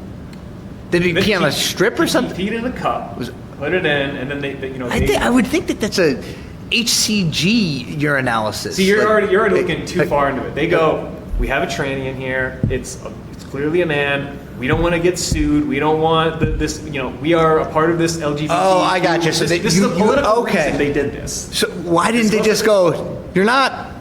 You're good. You're not pregnant. I don't, that would have been actually smarter. Right, that's what I mean. Because I'm trying to, dude, I'm just trying to play devil's advocate here. It's if I'm a left leaner, whoa, I don't want to break this guy's feelings. We tested it 5 times just to be sure. Good news, ma'am. You're actually not pregnant. So whatever you're doing, keep doing it. You're doing a good job. Like unless they wanted to have it, then it changes. But yeah, I gotta check that out, dude, because that's funny. Yeah, him dressing up as the tranny oh god, there's so many good ones. I'm surprised my buddy Chris didn't tell me about this one. There's so many at this point. Yeah. You just gotta look at his video. And then he's on YouTube, right? Mm-hmm. YouTube. Yeah. There's like the Crowder confront stuff where like he actually goes into like a classroom with this guy where he was calling. He made a see the one where he had him infiltrate Antifa. Well, they went to kill Ben Shapiro. Yes, I've talked about it a couple times. Well, and then they went to the news outlet to tell him. And they go, "You want the footage?" Yeah, No. yeah, and they laughed. Yeah, it's like wow. Yeah, it's a wild world out there. Yeah, it's just for me. I'm looking at this party, and they're supposed to be all about love and peace and tolerance, and I'm not seeing any of that. I'm seeing even like look at Twitter. The Twitter, Facebook. Yeah. These things have not been good for our communications with each other. Right. No, and I agree with that, man. Twitter is the worst. I mean, I'm on Twitter. I just don't really use it a ton, Well, I think because of the character restriction, if you're ever talking to someone on Twitter, it's all snarkiness, it's all condescending, quick, garbage. snappy. Yeah, like gotcha. By everybody. It has probably been the worst thing for dialogue ever. I was going to say Worst. Facebook, man, but for dialogue, I see what you're saying. Yeah. I mean, Facebook is just as guilty. But, I've been recently just trying to stay out of politics, but then recently, actually, I had been out of it, but recently I don't know, I get into it again and just, if I see something so freaking stupid, I have to say something, man, like, you know what I mean? And maybe what I say is stupid, I don't know, but I just... It happens to all of us. I just think that, I won't... I have to engage in some of these arguments, sometimes for trolling, but a lot of times for I want to see where their facts are, where they, like... And, I think probably the thing I'm the most critical about the entire, Democrat Party, leftist movement is, they're, even if you want to say they're about love, peace, tolerance, one thing they're not about, which they never would say is forgiveness. They are not forgiving whatsoever. Once you are a fry and you're out of it, that is it. You're done. Yeah. They are not about forgiving, which for me, especially as a Christian, that's a big part of the faith is learning to forgive. And, right. And the proper way of forgiving, but it's just once you make a mistake with them, there's no turning back. You're like there's no path forward. And where does that like if that's how you're going to treat people, and you're just going to leave someone in the darkness like that? I mean, God, I can't think of what are you going to do then? I don't know, dude. Like, and they don't realize like they have a body count, whether they know it or not. They have destroyed lives. It's, in terms of Antifa, they've actually gotten people murdered for lies. Right. Over lies. You have people, I mean, you just look at you just go on YouTube and type, I would encourage everyone to go on YouTube and type in, crazy liberals or versus, and then type in crazy Trump supporters. You'll see right away, there's probably 100 videos to maybe every 10 you'll see, or one of a Republican. But like all the quote unquote dumb Republican ones, it's people, they don't know what they're talking about. They're like, listen, they're taking away our freedom, they're taking away our guns, they're burning our flags. Like, they might not know anything, but like, it's not the same. And then you have, the most recent one going at this detention facility at the ICE facility, where they just had basically a terrorist attack. The guy went in with fire bombs and Molotov cocktails and weapons, and these people are deranged. They're calling these people Nazis. They're calling them white supremacists. Right. They're they're confrontational. Like they're ready to fight Nazis, basically. Which is stupid. And it's such a dark and terrible thing for a country to be. Yeah, and that's also when it's not true. That's the media narrative, and if you don't fall into that cookie cutter and believe that crap, that's dude. It's the left has gone nuts, man. It's. I mean, again, there are some right wing nuts. Absolutely, sure, but actually, go ahead. Finish what you're saying. But I see what you're saying in terms of a ratio. Yeah, I mean, and the thing is, I have no problem calling them out. Like if I see you know, you have some of these private militia guys, or you know, the guys on the compound. And, you know, who knows? They might be racist, they might be whatever, but like, I'm just like, dude, no, this isn't the way. And I have no problem joining the left on that. Anytime I can join their side for something, I go, yes, please, yes. Yeah. Find some common ground here. I want a hug from you. Yeah. I don't want you to stab me because you think I'm a Nazi. Right. Or believe in God or something like that, and taking all that stuff out of schools. Freedom of religion, man. You should be able to do anything you want, man. Did they move away from actually saying the Pledge of Allegiance, though? I remember. Is that true, or is that some bullshit they that Fox is like trying to ram down your throat? It was removed in one place, and then I remember reading. But why? Because America's a bad place. So let me ask you this though. But I think it was. Have you ever seen? Maybe I haven't, or maybe I just haven't been opening my eyes. But when they play the national anthems for these other countries, do you see these other countrymen, women, kneeling or disrespecting, or maybe using that as a way of drawing attention to anything? Not that I'm aware. You see that in the United States, though, right? Well, we're that's why for racism and well, my point is, you are lucky to be an American because you do have the right to do whatever the hell you want. You know what I mean? And if you don't stand for something, you can say, okay, well, I'm going to kneel for the national anthem because, what was it? What was Kaepernick doing it for black people being beaten by cops or something? Yeah, he was raising awareness about black people dying because of cops and probably slave. Well, now so I need to. Slavery. So you got to credit him. You got to credit him because he did bring attention to it, right? I'm not saying that it was factual. I'm saying he brought attention to it. Right. So that was a success. And then Rapinoe, I think her name is. The Rapinoe, the female soccer player. Oh, yeah, whatever. Starts, I mean, have you ever heard of her before that? Oh, right. Success. People know my name now. Right. And guess what? You didn't get your head chopped off, for not standing for this. There's no Antifa on the right that's saying we need to murder her now. Or there's no corrupt government saying I want that person's head because they didn't stand for this for our national anthem. That's a good point. You know what I mean? Yeah. So how can you sit there and say that you don't live in one of in my opinion, the greatest, maybe I'm biased, the greatest country in the world? Facts. It's a fact. How can you sit there and say I don't live in the greatest country in the world?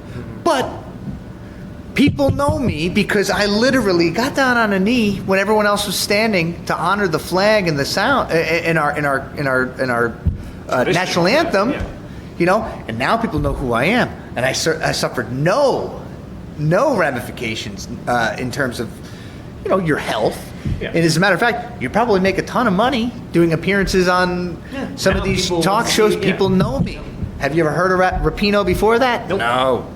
No. Unless you really follow women's soccer. Then you probably know her, but not a lot of people. Not a lot of people. Compared to what right. know her now. And you know what? And I commend, and I'm not sitting here, I'm not saying I don't like women's soccer. I'm saying I don't like soccer. I don't, but either way, but I know people love soccer, whatever. But my point is, you can't sit here and say that you don't live in the greatest country or one of the greatest, right? But then exercise the freedoms that this country has allowed you to exercise. Crap on it. Only to propel yourself into stardom, fame, prosperity. That's an interesting point, because that's exactly what happens. It's exactly what happens. Kaepernick's career was on a downturn. He was going to get kicked off, from what I was reading, because he wasn't good. Right. He wasn't good. He had a great rookie year, I believe. Yeah, he had one good year, but then he started to decline. And he was going to get booted, I think. And when was the last time he had started or even brought up the name Colin Kaepernick? Yeah. Then all of a sudden, you take a knee. Oh, now all of a sudden everyone's talking about him. Now he's Nike's main guy. Right. You don't think Nike's paying him? You know what I mean? Yeah. No, I don't even have to I don't even have to hand off a football.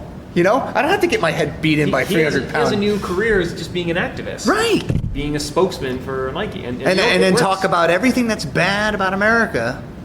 Meanwhile, making loot off of Americans that are in our believing your bullshit narrative. You know what I mean? So it's just like, you're going to drag America down to propel your own. Right, your own yeah. business. It's actually genius. It's actually.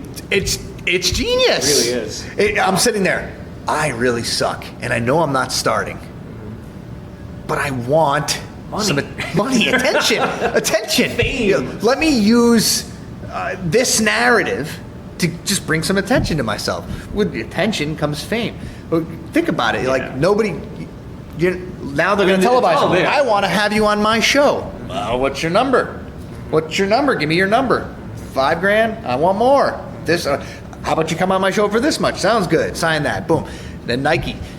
Genius move, man. It really is. So controversial, man. Yeah. Genius move on Nike's end, man. And then the whole the Betsy Ross flag. You know, like when was the last time you heard of Colin Kaepernick? Before now, like. Then what were they making a shoe or something with the Betsy Ross flag? Yeah, they used to. I guess they had it on the back. Now they're like, we're not making the shoe anymore. Which makes it rare. Which makes it extremely expensive. Mm-hmm. You know. I mean, it's genius. It really is. Economically speaking, it's genius. Yeah. Like politically speaking, kind of, I guess for the nation's sake. right. You know, terrible. But which is, that's a really interesting thought. I never thought of it like that, and it is correct. It is a genius move to do that. Yeah. For your own kind of fame and your own fortune. Yeah. But what I've always thought is, What was her name? Megan Rapinoe? Megan? You don't even know. I don't know. But I never heard of her before. I know who she is. Right. I've seen her. I don't know. I forgot her first name, but I think it's Megan Rapinoe. I could be wrong though. But what I've always thought is, nowhere else in the world that I'm aware of do you see like the resentment, the anger, the guilt that you see in America. Like you don't see like China. They're not crying about what Mao. In fact, they have statues of Mao. You don't see the Russians. They probably like, hey, yeah, so we had Stalin, he killed a bunch of people, but we're awesome now, so it doesn't matter. Like you don't see Germany. They're like, we had Hitler. Hitler was born here. He was a German. Like they don't grind this in. Slavery. No one even talks about slavery in any question or any country as far as I'm concerned. They don't. It's not like they're burdened by this weight of slavery and this and that when everybody had it. Yeah. Nowhere else do I see this guilt than like I do in America, where like somehow alluding to your point before about forgiveness. Yeah, and exactly, and even among all the we only focus on all the bad stuff. We don't ever focus. Hey, where did the Nazis go? Like, what happened to them? Oh, we killed them all. Maybe we should be a little bit. Maybe we should at least, while we're suffering the horrors that we have Nazis and we all the horrible stuff. We had slavery. Why don't we pat ourselves on the back once just for saying we killed them? Right. The reason they all got killed. Right. But then you'd have these self-loathing Americans that would say, well, the Russians took a bigger hit and we don't give them enough credit. Yeah, the communists. Yeah. I have, and this is actually a big issue that I have for me personally is, people, they're all obsessed with Nazism, and granted, yes, they should be. It was horrible. Communism was way worse than Nazism. I'm sorry. Anyway, in terms of lives lost? Yeah, by the body count. The ideology is the same. So if you're going to say that, the Nazis were worse because they hated Jews and they genocide and they wanted to eliminate Jews. Okay, not only were the communists were also doing that, they also hated Jews and were slaughtering them in hundreds of thousands. Just replace Jew with landowner, and it's the same thing. We want to commit genocide against the landowners. They call them the bourgeoisie. We want to genocide away the landowners. It's the same thing. Yeah. Why is that okay? But just because he wanted to kill Jews, well, that's so much worse. No, and if you want to commit genocide against the people, no matter how you define them, that's bad.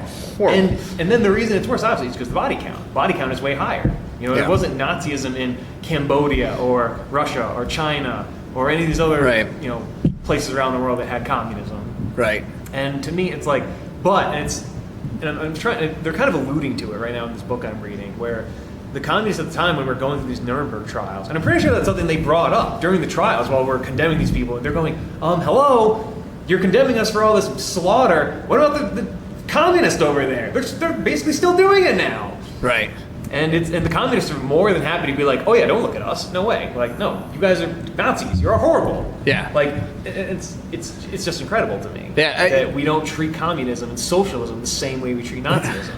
And how, obviously, like we talked about before, how we attribute Nazism, and how we say it's a right-leaning ideology when it has nothing to do. No, it's a left-leaning ideology. Yeah, if you break it down to what they believe, government size and stuff like that. Like we talked about already. Yeah, but I mean, it's like nowhere else in the world, like I was saying, that has guilt like America does. Like no one feels bad about any of the crap they did. No one suffers like we do. And it's like the rest of the world, they join in with it. Oh yeah, America, they all suck. It's like, I'm sorry, Europe, we saved you twice. Granted, you're welcome. Yeah, you helped us, once in the revolution, but we've definitely paid that back twice now, twice over. Yeah. I'm sorry. Like, why is it? That's what I mean. Self-loathing Americans. Like they just come up with these. It really comes down to focusing what you focus on. Like you said, give yourself a pat on the back, man. Like, can we just, as an experiment, my liberal friends out there, name one good thing about America. Name five, maybe name three. Try to increase something every day. Just be thankful for something. But the fact that you're not being killed for kneeling down during a national anthem, and actually not just facing any kind of negative consequence to it, but actually propelling your career to instant stardom. Instant stardom! Like, you've never even heard of this girl before. Kind of tells you all you need to know about how horrible and sexist America is, or how racist America is, when a black man stands up to make a point and becomes a billionaire for doing it. Kind of tells you everything that you know about how racist and sexist it is. Right. It's amazing. Like, I almost feel like sometimes, like I know I'm not like informed totally about every single thing. Obviously, I'm a limited person with some issues I really could care less about. And we all are. But like, God, like just there is such thing as like a reality and a truth, and I'm doing my best to find it. And when I just see it's all one way, how can it all be bad? It can't all be bad. It just can't be. Right. No.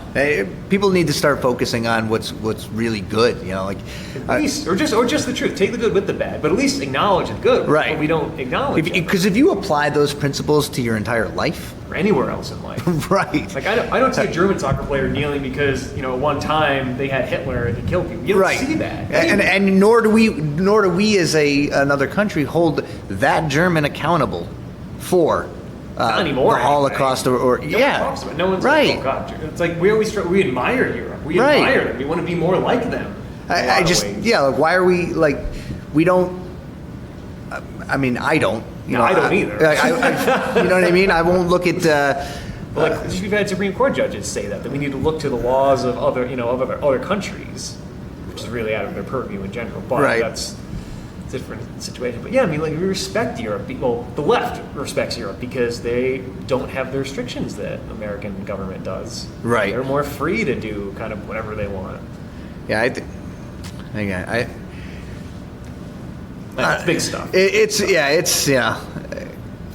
think that a lot of these people are just focused primarily on negative things, unfortunately, like I keep Facebook for I just stay in touch with my family members who I rarely see anymore, and that's why I have to get in contact with people, and I have to rifle through a bunch of political garbage. And sometimes I will get involved in that garbage, but roll around in the trash. I'll roll around, come out smelling too, But it's a shame that we can't find any middle ground. We can't agree that America is just a great country, man. Like we but.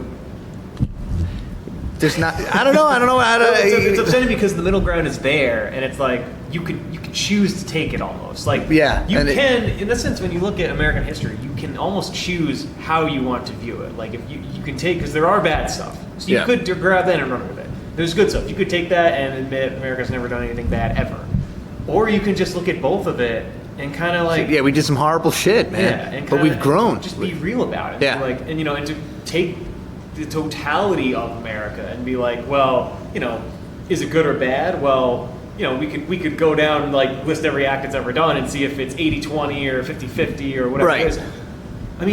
Or God forbid, we could say whatever it is, whatever that number is, let's see what we can do, maybe as individuals or a society, to make it better, to make it whatever. If it's 50-50, let's make it 51-50. You know, Right. Why not? But it's like that's part of the reason why I want to do this podcast, and that's why others are doing it, is because we can't not talk to each other. Like Right. that would be the worst thing that could ever happen. Because now, if we're not talking to each other, then now I don't know what you're thinking. Like I don't know what's going on in your head. And if you're never exposed to any sort of like, I've actually seen this in people. I won't name any names, but I have a very close friend of mine who, he lives in a vacuum.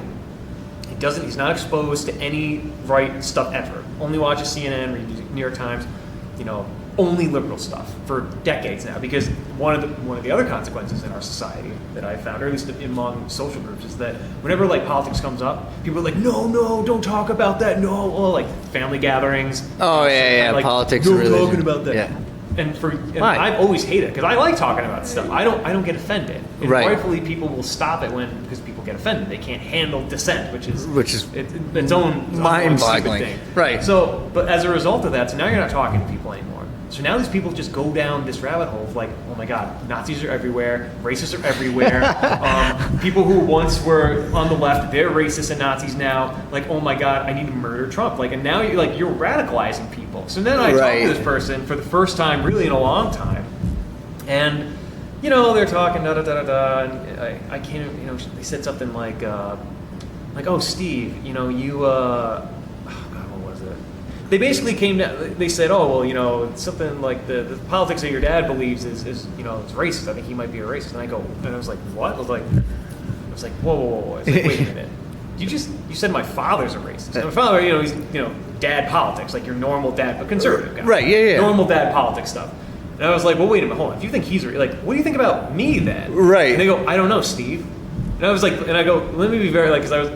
And I know you're giving me the face, and probably people, and I'm going, okay. I want to be very clear. Then it got serious. I was like, I want to be very clear right now. I don't want there to be any misunderstandings.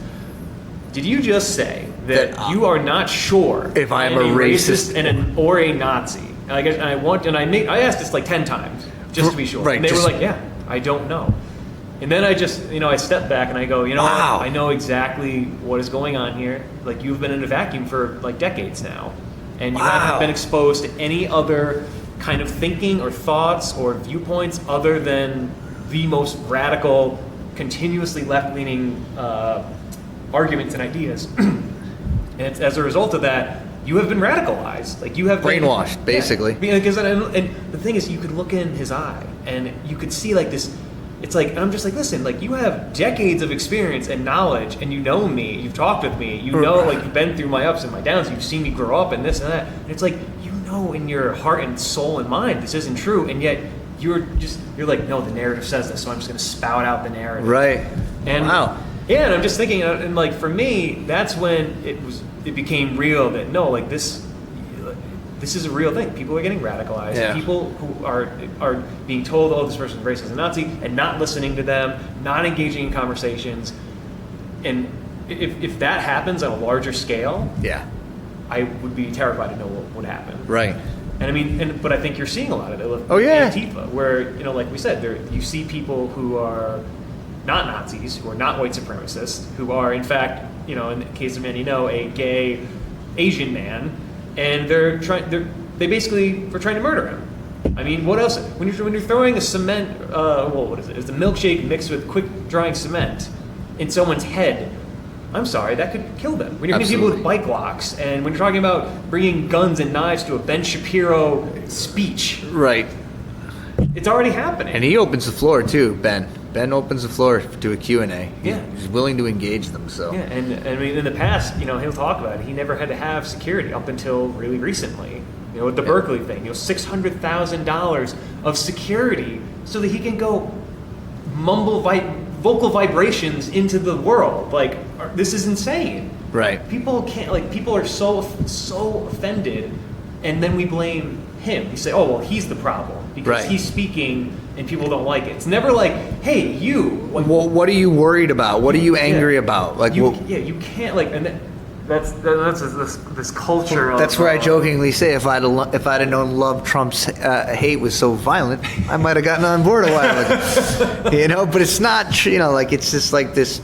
I just don't know what to make of it. Like, I don't know how. I don't know if I could ever reach someone who is offended by words and thinks it's the same thing as someone like stabbing you with a knife. Right. It just like so. I think we've, as a country, we've done very well. We've come very far, in terms of a lot of the issues that we've had in the past. Racism is. We've come so far as a nation. It is. I mean, I'm gonna go. I don't want to say the wrong thing, but I'm going to sit here and tell you that I don't believe we've literally. I think racism is such a non-issue now that we actually see that the far left broadening the spectrum of racism to create an argument for its resurgence. Whereas I don't believe that to be possible. I think we are, as a nation, grown so far from that ideology, and that's the problem for the left. Yeah, you see what I'm saying? I mean, well, consider their own definition of racism. In fact, it's not only that they've expanded it. I mean, they've weaponized it for their purposes only. Oh, yeah. So by definition, their definition of racism is that only white people can be racist. Black people cannot be racist because racism is a power structure. It's a power struggle. And their argument is that black people have none of this institutional power. And if you don't have the power, you don't have the capacity to even be racist. So by if that's the rule, then it's a bludgeon for them to use whenever they want. Right. Yeah.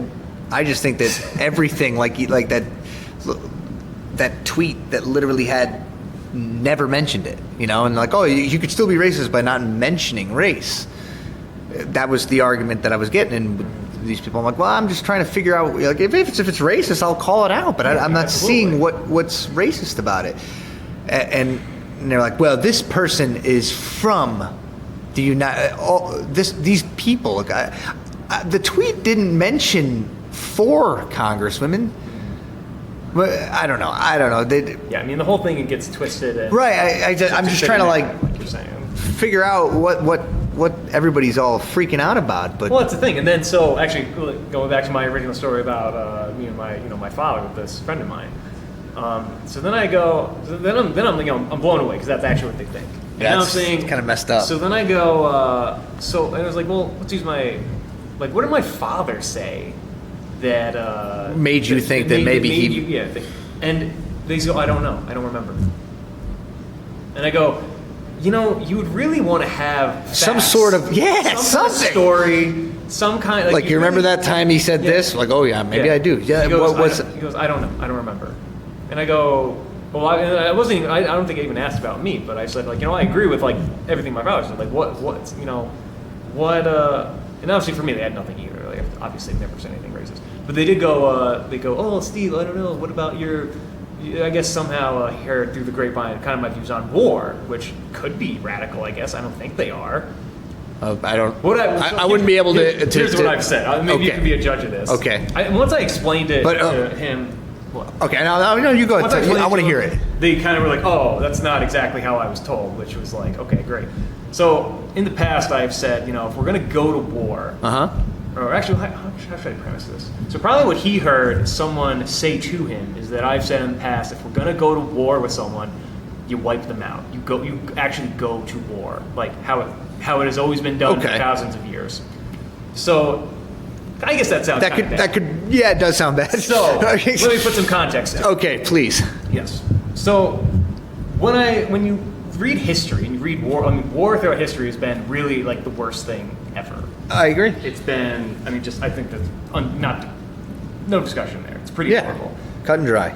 War was basically, when you did war, you were going there, you basically did just that. You killed everyone. That's what really war was. You wiped out all the men, took all the women, took all the land, took all the resources.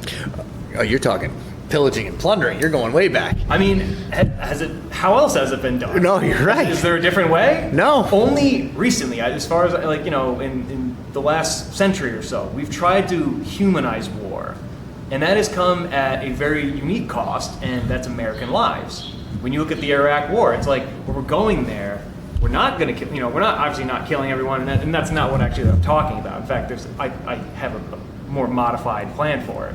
But it's like, if you're going to go to war as we have always understood it, that's what it is. You go there, you kill people, you break stuff. That's the only two things you do. You don't nation build, you don't do this.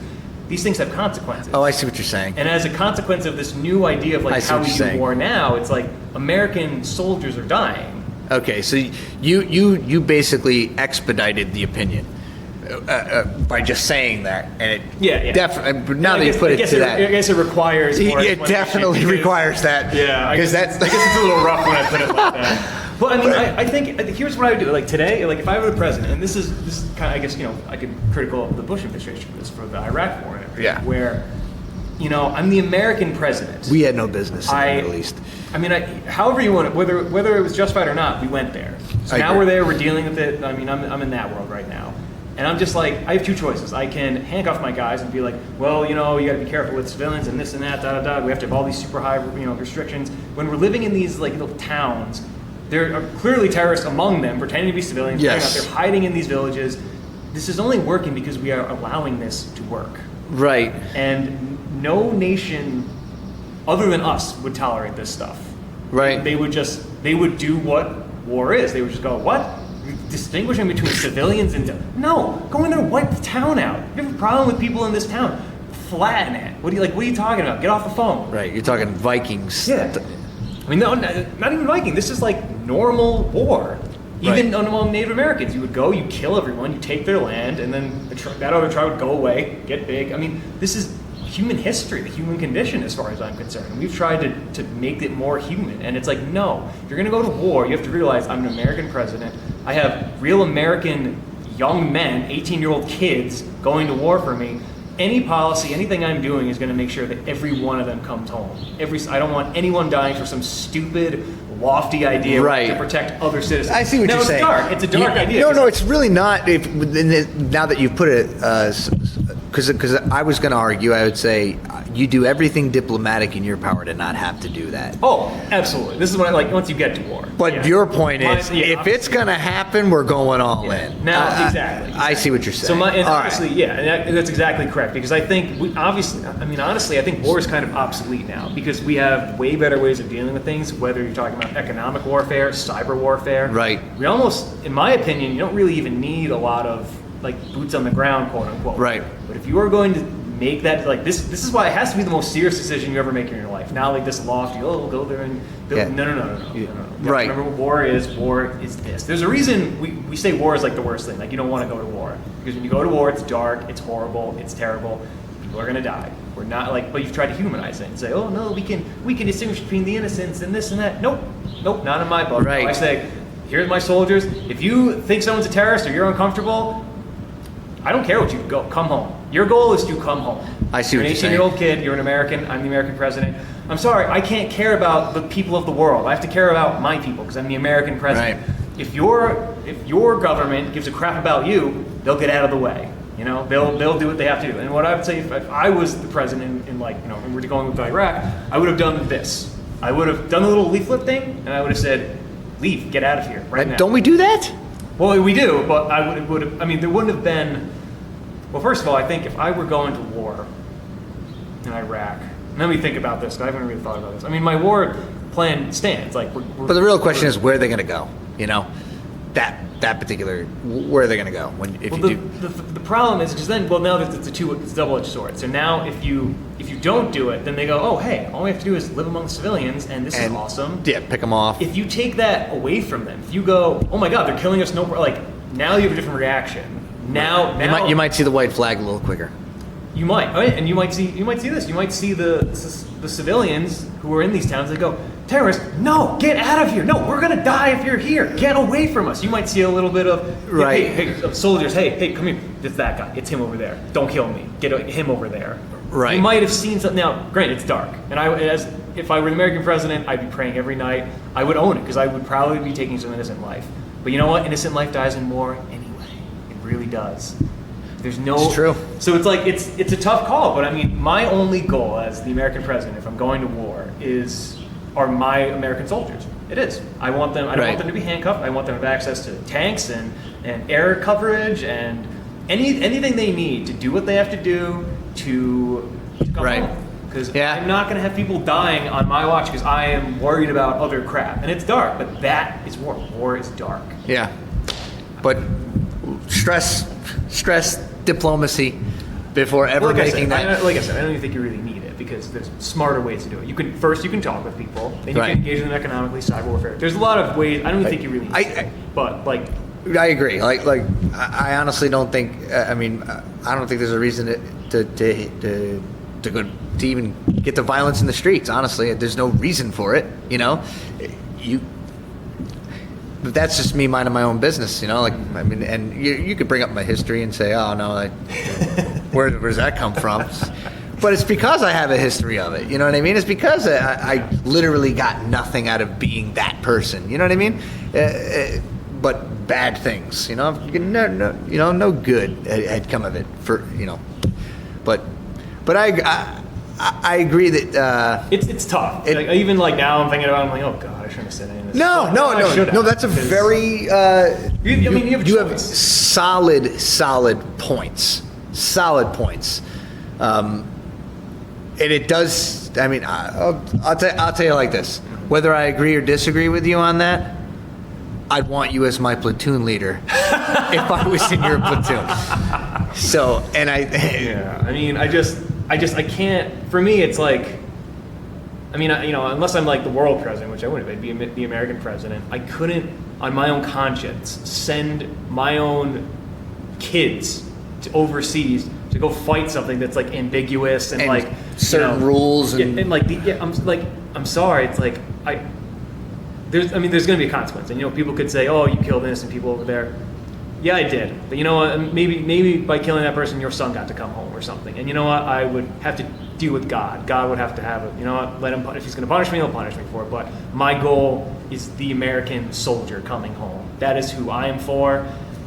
And whatever damage they do, if they end up killing some innocent civilians, whether on purpose or hopefully not on purpose. That's the other thing. I believe that they're actually genuinely good. They go there to do good. I agree with that, man. Whatever the innocent blood is, I will bear that and go to God with it and say, listen, I told him to do it, and do what you will with me. Yeah. But that's my goal. I want them coming home. I want them having resources. I want them to. I don't want to get hit again. I don't want to get another 9/11. I don't want to deal with this stuff. If I have a regime that's saying death to America for 50 years now, and I get the opportunity to wipe them out, why not do it? Why not do it? Right. I'm telling you. And especially if you're there, if troops are there, yeah. I don't. And then they'll hide amongst the innocent. And it's like, do you let them get away with it or not? Right. The communists wouldn't. Communists wouldn't do that. In fact, there's a funny story actually that I remember reading, where some Hamas leader or something grabbed. I guess they're the Russians, because everyone's kind of working around geopolitics and trying to do this and that. So they're getting involved with these guys, and I guess some Hamas guy grabbed some Russian guy and was cutting him to pieces and everything. Well, I guess somehow sent it back to them or whatever. So the Russians, they don't just go, oh God, that's so scary. No, they found the guy's entire family, found him, and was just gutted all of them to pieces. Whoa. Sent them all to other family members, this and that. Yeah, they don't mess around with that stuff. And it's the rest of the world, no one else would even think twice about it. They go, oh, we're just going to go and wipe it out. Right. If they're actually going to war. They're not right. If they're actually going to, if it comes to that decision. Yeah, I mean, there are certain ideals, there are certain aspects in your life that if you apply that same sort of tenacity, I would call it, to, you would find yourself to be extremely successful. And actually, even I would say, because I've said this is really kind of new. I'm sorry. In World War II, did we drop nuclear bombs on military bases, or did we drop them on on innocent people? Did we firebomb Tokyo? Oh, well, sorry. Yeah, gave it away. We firebombed Tokyo. These are military bases. We were trying to win a damn war. We had a choice to make. And actually, I forgot who the president was at the time. Whoever the president was, I think he made the right choice. We had a choice. We could go invade Japan and keep doing these island skirmishes, and we would have lost hundreds of thousands of our young men. Was it Hoover? I don't remember, honestly, but whoever it was, think about it. We could have engaged them and did that. Oh, don't kill any civilians, only kill the army. We knew Japan was never going to give up. Japan was never going to give up. And They didn't. Had to literally wipe out a whole ton of their innocent population before the people finally said, dude, give up. We're dying here. Give up. Truman. Okay, so Truman. And I mean, when you look back, you could say, and I think people don't even say like, oh my God, we killed all those Japanese civilians. Oh my God, we're so horrible. No, we were in war. People understand like, oh my God, we were in war. And we slaughtered hundreds of thousands of civilians dropping those bombs. But you know what? We won the war. We saved American lives. And you know what? Yeah. I agree with how we conducted ourselves in World War II. It's dark. It's horrible. You must love the Avengers series. Why? Why would you say Thanos? Oh, him killing half the people? Well, yeah. I don't like that. Why would No. I mean, like, no, that's a horrible example. I mean, like, the idea behind it. I think Thanos is one of my favorite cool characters. Villain. Yeah. Villain. And his ideas behind it, it's like, well, you know, you go for it, and it's for balance and to save his idea of what is, you know. No, I mean, I get what you're saying. Thanos is cool because, like, he's not... You know, he's not this like it's one thing when you have good and evil, and evil is like, I want to torture babies and like right. gotta stop you. Yeah. But when you have a guy who's like, no, I'm trying to save the world, like you don't understand. Like there's all this horrible stuff in the world. I'm trying to save it. I'm not gonna let you stop me. It's like that's so much more interesting. Yeah. It's so like, more thought provoking. That's fun. Yeah. So I mean, maybe it's a bad example. My point is, you have an idea, and dude. I'm thinking. I mean, actually, you know, I feel much better now that I just reminded myself of the World War II reference because that's exactly what we did. It wasn't that long ago. Yeah. That is war. World War II is war. That's how we should always keep it that way, because if war changed to some little pansy this thing or that thing, that means we're going to be more inclined to do it because it's going to be more fluffy, more humanistic. And as far as I'm concerned, the more humanistic it is, the more real innocent lives die, more our guys die. And I'm sorry, I'm not about that. Right. I'll do everything I can as the president to stop that. Are you running? When are you running? Not yet. Actually, I'm not even old enough to be 35. Oh, that's true. So, you know, I take it back. I stand by everything I just said. Yeah, I have no shame about it anymore. I thought I did, but I changed my mind. I don't. I don't think anyone would mess with you. That's for sure. Well, so now, like you said, like diplomacy first, you know, all these things. If you come out of the bat and you're running for president, and China's over there, and you're like, if I have to go to war, and they go, okay, so we're not messing with him. Like, look at Trump now. I mean, people are not. People are not really messing around with him. It's true. Like when you see, and that's the thing, you know, people are always so crazy. Maybe you kind of want like a little crazy, like you know, you have North Korea, and they're like, oh, blah blah blah, and he's like, if North Korea says one more thing, we will go there. It will be the most epic destruction, this and that. Right. That guy's got to be like, oh shit, this is not Obama anymore. It's not the red line anymore. This is a new era. Yeah. And it's like, you know what? I kind of like that. I don't hate that entirely. It's one way we get you. You're getting bullied, you know. You're getting bullied. Your big brother steps up, you know. Mm-hmm. Yeah. So no, I agree with you there, man. Has its cost too, but you know. Yeah, but I know. Does everything. No, you know what? Like I said, man, you're gonna be my platoon leader if I had to go to war. You know. But if you ran, I would definitely vote for you. Thank you. Not that and that's the thing. Because I view war like that, I never want to do it. I will literally. Right, and I gotta be honest with you, because you view it that way. Anyone that would be I'm terrified willing, of it. I'm absolutely terrified of it. And anyone that would be willing to go to war with you would probably be like, you know what? Probably not a good idea. That's the thing, yeah. Like, no, there's probably no one who wants to go to war less than me. That's why, because I understand what it really is and what it really means and how it has always been. Right. Where it's like you only do it for it's like the last resort. That's it. Right. But, well, we're almost 2 hours in. Holy I want to shit. get what's your number one issue that you care about the most? That you probably follow the most? That you debate the most? What's the one that touches you? The most is probably our lack of positivity toward how far we've come as a nation. You know what I mean? Like, and this bullshit that we're being told that. My biggest issue is honestly like we're supposed to feel shame. We're supposed to feel shame for being a proud nation. You know what I mean? And I don't like that, man. Like I think that the Rapinoe thing and the Kaepernick thing kind of tells you what I think is a huge issue, and that you're literally using something to bring us down collectively to catapult yourself, you know, and it's being allowed and just like I think it's based on a lie. I think that's the worst part about it. Yeah, you know? yeah.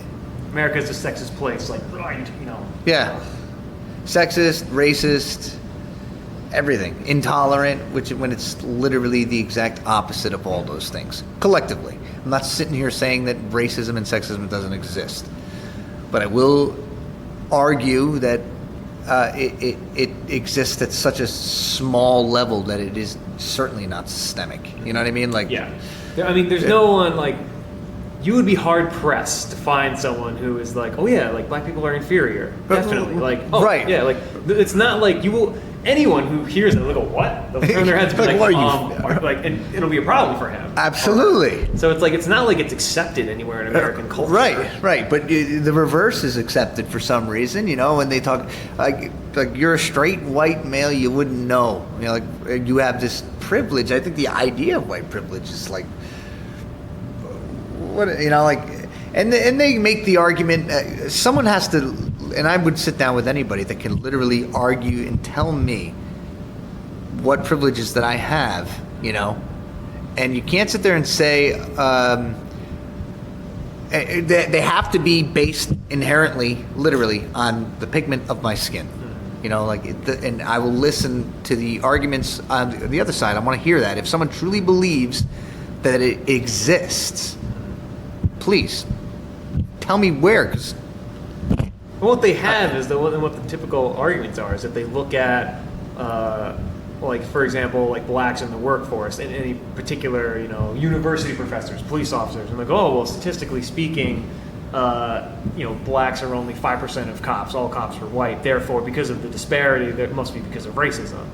As if nothing else could explain that, though. Right, that's stupid, though. Like that's not those a are the great. best arguments that There's I've too many heard. confounding variables. You know what I mean? Well, yeah, just because it's like that's like saying like, well, there's 600 people in the hospital who are sick, so hospitals must make people sick because everyone in the hospital is sick. Right. He goes, no, there's a difference between correlation and causation. Absolutely, yeah, And and all they're doing is taking correlations, you know, and taking correlation and taking the narrative that's accepted. yes, and, and misconstruing here's the answer. it. Yeah, That's the other thing. Like, it's, you know, when we talk the lens that you use to look through the world with, and you go, oh, there's a, you know, I just noticed that there's a, you know, whatever, 5 black cops in a force of 100 guys.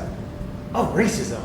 You know, yeah, like it's yeah. That's, and they were doing this. They were like figuring out how the border patrol agents, and the majority of them were Hispanic. I think I saw in a. I mean, they have to be. I think they're speaking Spanish. No, they have to be, but like a lot of them speak Spanish already, so they can communicate with right coming across the border. So it's like, man, like, why are they the enemy? You know, like, why are, you know, like, so. Well, that's another thing. So now it's like, you know, for years we've been hearing, oh no, we're not against cops. We're not against cops. Oh, that's horrible, man. That whole now you see what's going on with ICE that's and ridiculous. the border patrol. We want to, you know, especially the the terminology that I know Ilhan Omar was using. She's like, oh, we need to like eliminate them. You know, it's like it's yeah. I might be pushing it a little bit. I don't think she needs to kill everyone, but it's like it's weird. It's like you could tell she has a deep resentment. Right. I mean, they all do. That squad, as they're calling them now. The squad. The yeah, squad. Yeah. That, like they're not even popular in their own. That's, yeah, I saw that story too, where like people hate them, and rightfully so. Honestly, they're horrible. Because, well, honestly, that alluding to your point about that. The Overton window. Yeah, they might be too far from. The way I look at it is this, man. I honestly don't see a Democrat even coming close to winning this next election. I don't either. And I don't think they do either. So they got to figure out a way to get closer to winning. You know what I mean? They have to figure out a way. And if these radical ideas aren't going to get it done, they got to figure something else out. You know what I mean? Like a lot of. It's tough when you only have one trick in your playbook, and that's to call people racist and homophobe and sexist And push socialism. Yeah. And anyone that doesn't want to be garnished their majority of their money that they get up and go to work for the betterment of everyone else that, doesn't, or, maybe that's a bad example. Because I got a friend of mine that's like, oh, what about schools? What about schools? Did you attend a public school? Well, yes, I did. But my mother literally paid school tax to the, that finances that. When you move into the area, you really don't have a choice. Well, so yeah. you have to go. And Well, this is why I didn't learn a ton in school, man. I got to be honest with you, man. I didn't learn a ton. And I argued with my buddy, and I said, I think education is failing. And he's like, it's not failing. And I'm like, I think it is. I was like, if it wasn't failing, why do we have like these massive student loan debt crisis, And when you ask people that have these massive loans, they didn't understand the terms. They didn't understand, this is their argument is, I didn't understand this. Well, we're failing then, because maybe this might sound a little bit left-leaning of an idea that I have, and I'll share it. Sure. I don't think we should be able to take out a loan until we pass a course that shows that we know what exactly it is, interest rates. Let me just freeze right here. People should understand basic finance before they take out a loan. Correct. Right. Yeah, and what Or class? basic economics. What class do you teach that they don't? You just do math. That's different than figuring out. Like, I think people should know about, if I had it my way, K through 10. K through 10, right? Kindergarten through 10th grade, and then 11 and 12 when we would normally be getting ready for college. I would start throwing out some statistics courses that address whether or not college is actually necessary for them, trade schools, Yes. compounding interest, and how contributing to a 401k, 403b can be beneficial, and how retirement works. Yes. Real education. So and my buddy, if you're listening, when I say education is failing, that's what I mean by that. Not we have terrible educators. I'm saying we're not teaching our youth what they need to know to be ready for this real world. So what you're saying, I agree 100%. And I'm saying that because I wasn't ready for the real world, and I had to learn the hard way. Mm-hmm. And I'm teaching myself day in and day out. And what I try to do, I'll post out if you can go through, I don't know how to do, if you can go through my Facebook posts, Yep. when I start figuring things out, I'm like, hey man, I'm just going to reach out. I've got 1,000 friends on Facebook. I don't know 970 of them, but maybe there's a 17, 18-year-old kid that might read this. Mm-hmm. And I'm going to bring something up. Hey man, contribute to that 401k, 403b that's offered. You don't need the $20 right now. You don't need the $50 right now, or however much you're contributing. You'll thank yourself later, because I can't thank myself because I was an idiot. You know what I mean? Yes. I didn't know this. And that's not to say that some people didn't tell me. I just wasn't listening. But I can guarantee you it wasn't part of some sort of curriculum that. Yeah, well, yes, and I agree 100%. I think in place of the quadratic equation in math, in the math beast, or what they used to call it math beast. In high school you should have finance courses. You should have economics courses. You should have investing courses. Oh, absolutely. Taxes. Yeah, figure that out. How about How about K through 12? You should be learning the Constitution, the Bill of Rights, real American history, actually, not just like a semester or like a year of American history in 11th grade. Right. No, you should be studying this all year round. There's so much that you don't know. Right. And I honestly think some people just actually pander to that. They don't want them to know. Maybe not. I don't know. Or like you said, technology courses, like, hey, have a plumbing course, have an electrical Absolutely. course, automotive course. Because you know what? They may teach you enough about plumbing that you do not want to get into plumbing. You know what I mean? Or they may teach you enough about plumbing, like, whoa, I can make some money doing this. And either way, you walk out of there, you'll go, I never want to be a plumber, but I can fix a leaky faucet. Absolutely. You know, I've just saved myself money. Yeah. I tell you what, that's funny, alluding to that right there. I sold cars for 6 months. I hated that job. Hated it. Why? I'm a terrible salesman. I cannot look somebody in the eye and tell them I'm giving them the best deal when it's not the best deal. Even though, and I've got friends that are salespeople, and they say, dude, it is the best deal because you need to make a margin too. This is the game. I wasn't good at the game, but I can tell you I was a terrible salesperson, and that's why. But I'm glad I did it. I'm glad I did it because I knew I never wanted to be a salesman, but I knew also how to evade from, maybe that's a bad word, how to not get ripped off. How to, you know what I mean? Like, yeah, you gained a skill from it. An absolute, a bargaining skill and a tool like that, and how money goes here and gets pulled from here to create the, and I also learned a deal is a state of mind, and the art of the deal. You're welcome, Donald, for that plug. You learned the art of the deal. The art of the deal. It's a great deal. Nobody got better deals than me, believe me. But yeah, I mean, so exposing yourselves to things that you absolutely hate can actually be extremely good for growth. Oh, it absolutely is. And the neuropsychology reflects that, where if you put yourself in a completely new situation, environment, you develop new proteins that trigger new things about you. You get more of you, basically. Yeah, when I orient a new nurse or something like that, and they say, and I show them what they're doing, and not a new nurse, but a nurse that's new to whatever this is the lab. Yeah, I say, okay, well, what don't you feel comfortable doing? And they'll tell me. I'm like, all right, we're going to do that. Until you get so bored and comfortable with it, so comfortable that you're bored of it, then we'll go on to something else. But I don't tell them what I'm going to do. You got to expose yourself to what you're not comfortable, because you can't grow unless you're uncomfortable. You just can't. You cannot. Yeah. And the idea that you grow, you develop character through suffering, basically. Oh, 100%. Yeah. David Goggins. Dude's a beast, Jordan man. Peterson, David Goggins, Jocko Wilkins. Man. Guys. You know, I listen to a lot of the same guys. I follow Goggins, man. That dude, I mean, he puts out these Instagram 15, 20 minute, or 20 second videos of him just jogging in and then talking about a conversation that he had. Dude, there's nothing more eye-opening. That's like a shot of espresso for me, man. You know?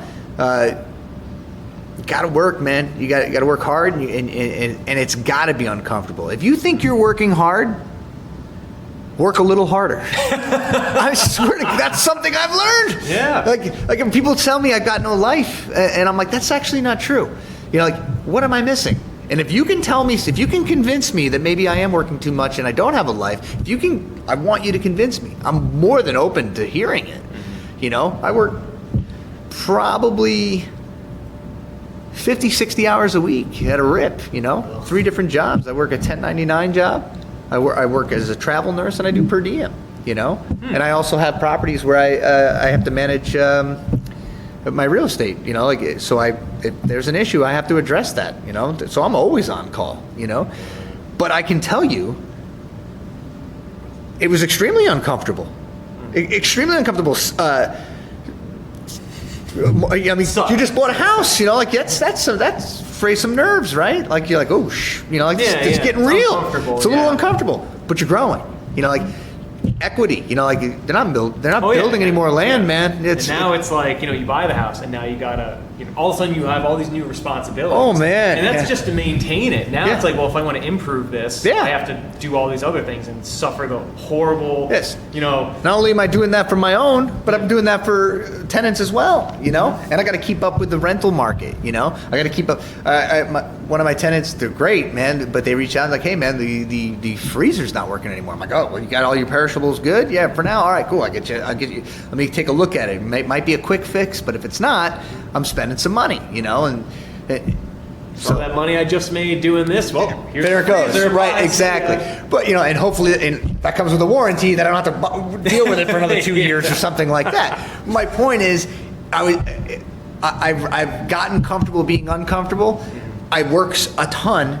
I love what I do. When I tell people I work, I think work has a negative connotation because of the word, but I actually genuinely enjoy what I do. And well, that's a whole. That's why you don't relate with people, because people go, "Oh my God, you're working 6 hours a week." Because for most people, work is this horrible thing that you have to do. And I think that's probably one of the most important things you can teach people at a young age is listen, like experience as much as you can, expose yourself as much as you can, be uncomfortable as much as you can, to know what you want to do as early as you can. Or exactly what you don't want to do. Yeah. So foster the things that you do like to do. Yes. And then, because once you get into the real world, like, what happens to a lot of people is that they start, they'll get married, they have kids, they get a house. Oh my God, now I have responsibility that I can't run away from. Right. So now, and then they end up in that job that they hate, they're miserable, and they're weekend warriors. Yeah. I mean, I think that's most people. And if anyone that's listening to this, Gary Vaynerchuk, Grant Cardone, follow those two people. Just to name a couple. I mean, Grant Cardone is a real estate investor. Works his butt off, but he actually has a genius system. But Gary Vaynerchuk is another guy. No apologies, work ethic like you wouldn't believe. But these are people that, I mean, you got to put in the work if you want to get better. And that's another reason, getting back to politics, this is another huge reason where I just cannot see eye to eye with anyone that preaches socialism to me, man. I'm the one that gets paged in at 3 a.m. I go into work. You know what I mean? Yeah. I come home at 4 a.m. and get paged back in when I can't lay my head down for a second. I go back in. I do what I got to do. Then I go back to work for my regular hours, right? You know what I'm saying? I carry a freaking pager with me everywhere I go. It's always. I'm not on call right now, though. So, but my point is, like, unless you experience the crap that I got to go through to get up, and everyone does, like everyone that's working out here, hard work is subjective. We can agree on that, right? Like, sure, it's just subjective. Like, I would be miserable if I were doing what you were doing. Right. Like, you seem to be happy doing it. Oh, I love it, man. Yeah. I love it. And that's if anyone's listening and wonders what I do, I'm a nurse typically in cardiology and in vascular. So, but I worked in the ICU before, and I've also worked on a medicine floor. So I actually did not have this love for my job when I worked in other facets of the same it's profession. Floors, you're from ICU. Right. They're all different. I did love my job in ICU, but I did get a little burnt out when I was working ICU. But cardiac, cath lab, electrophysiology, vascular, so intriguing, man. And you learn something new every day. And if you're learning, you really can't get bored. If you're learning, and you can't learn unless you're willing to learn. And it's so, a mindset, it's an attitude. Absolutely. And so I bring that to me to work with me every day. So if you're thinking about getting into nursing, we need your help. Come on in, please. Well, that's the thing. Those fields, the medicine fields, are because they're talking about privatizing it. And if you socializing. The opposite of privatizing. They're Yeah. trying to eliminate the private sector healthcare, basically. I mean, what you're doing, and even if you don't, let's say you don't even eliminate, even though they have talked about that, even if you just kind of want to take it over and kind of dictate how it should run. Right. Inevitably, especially, and this is one of the big problems with healthcare, the costs are too high, the prices are too high. Okay.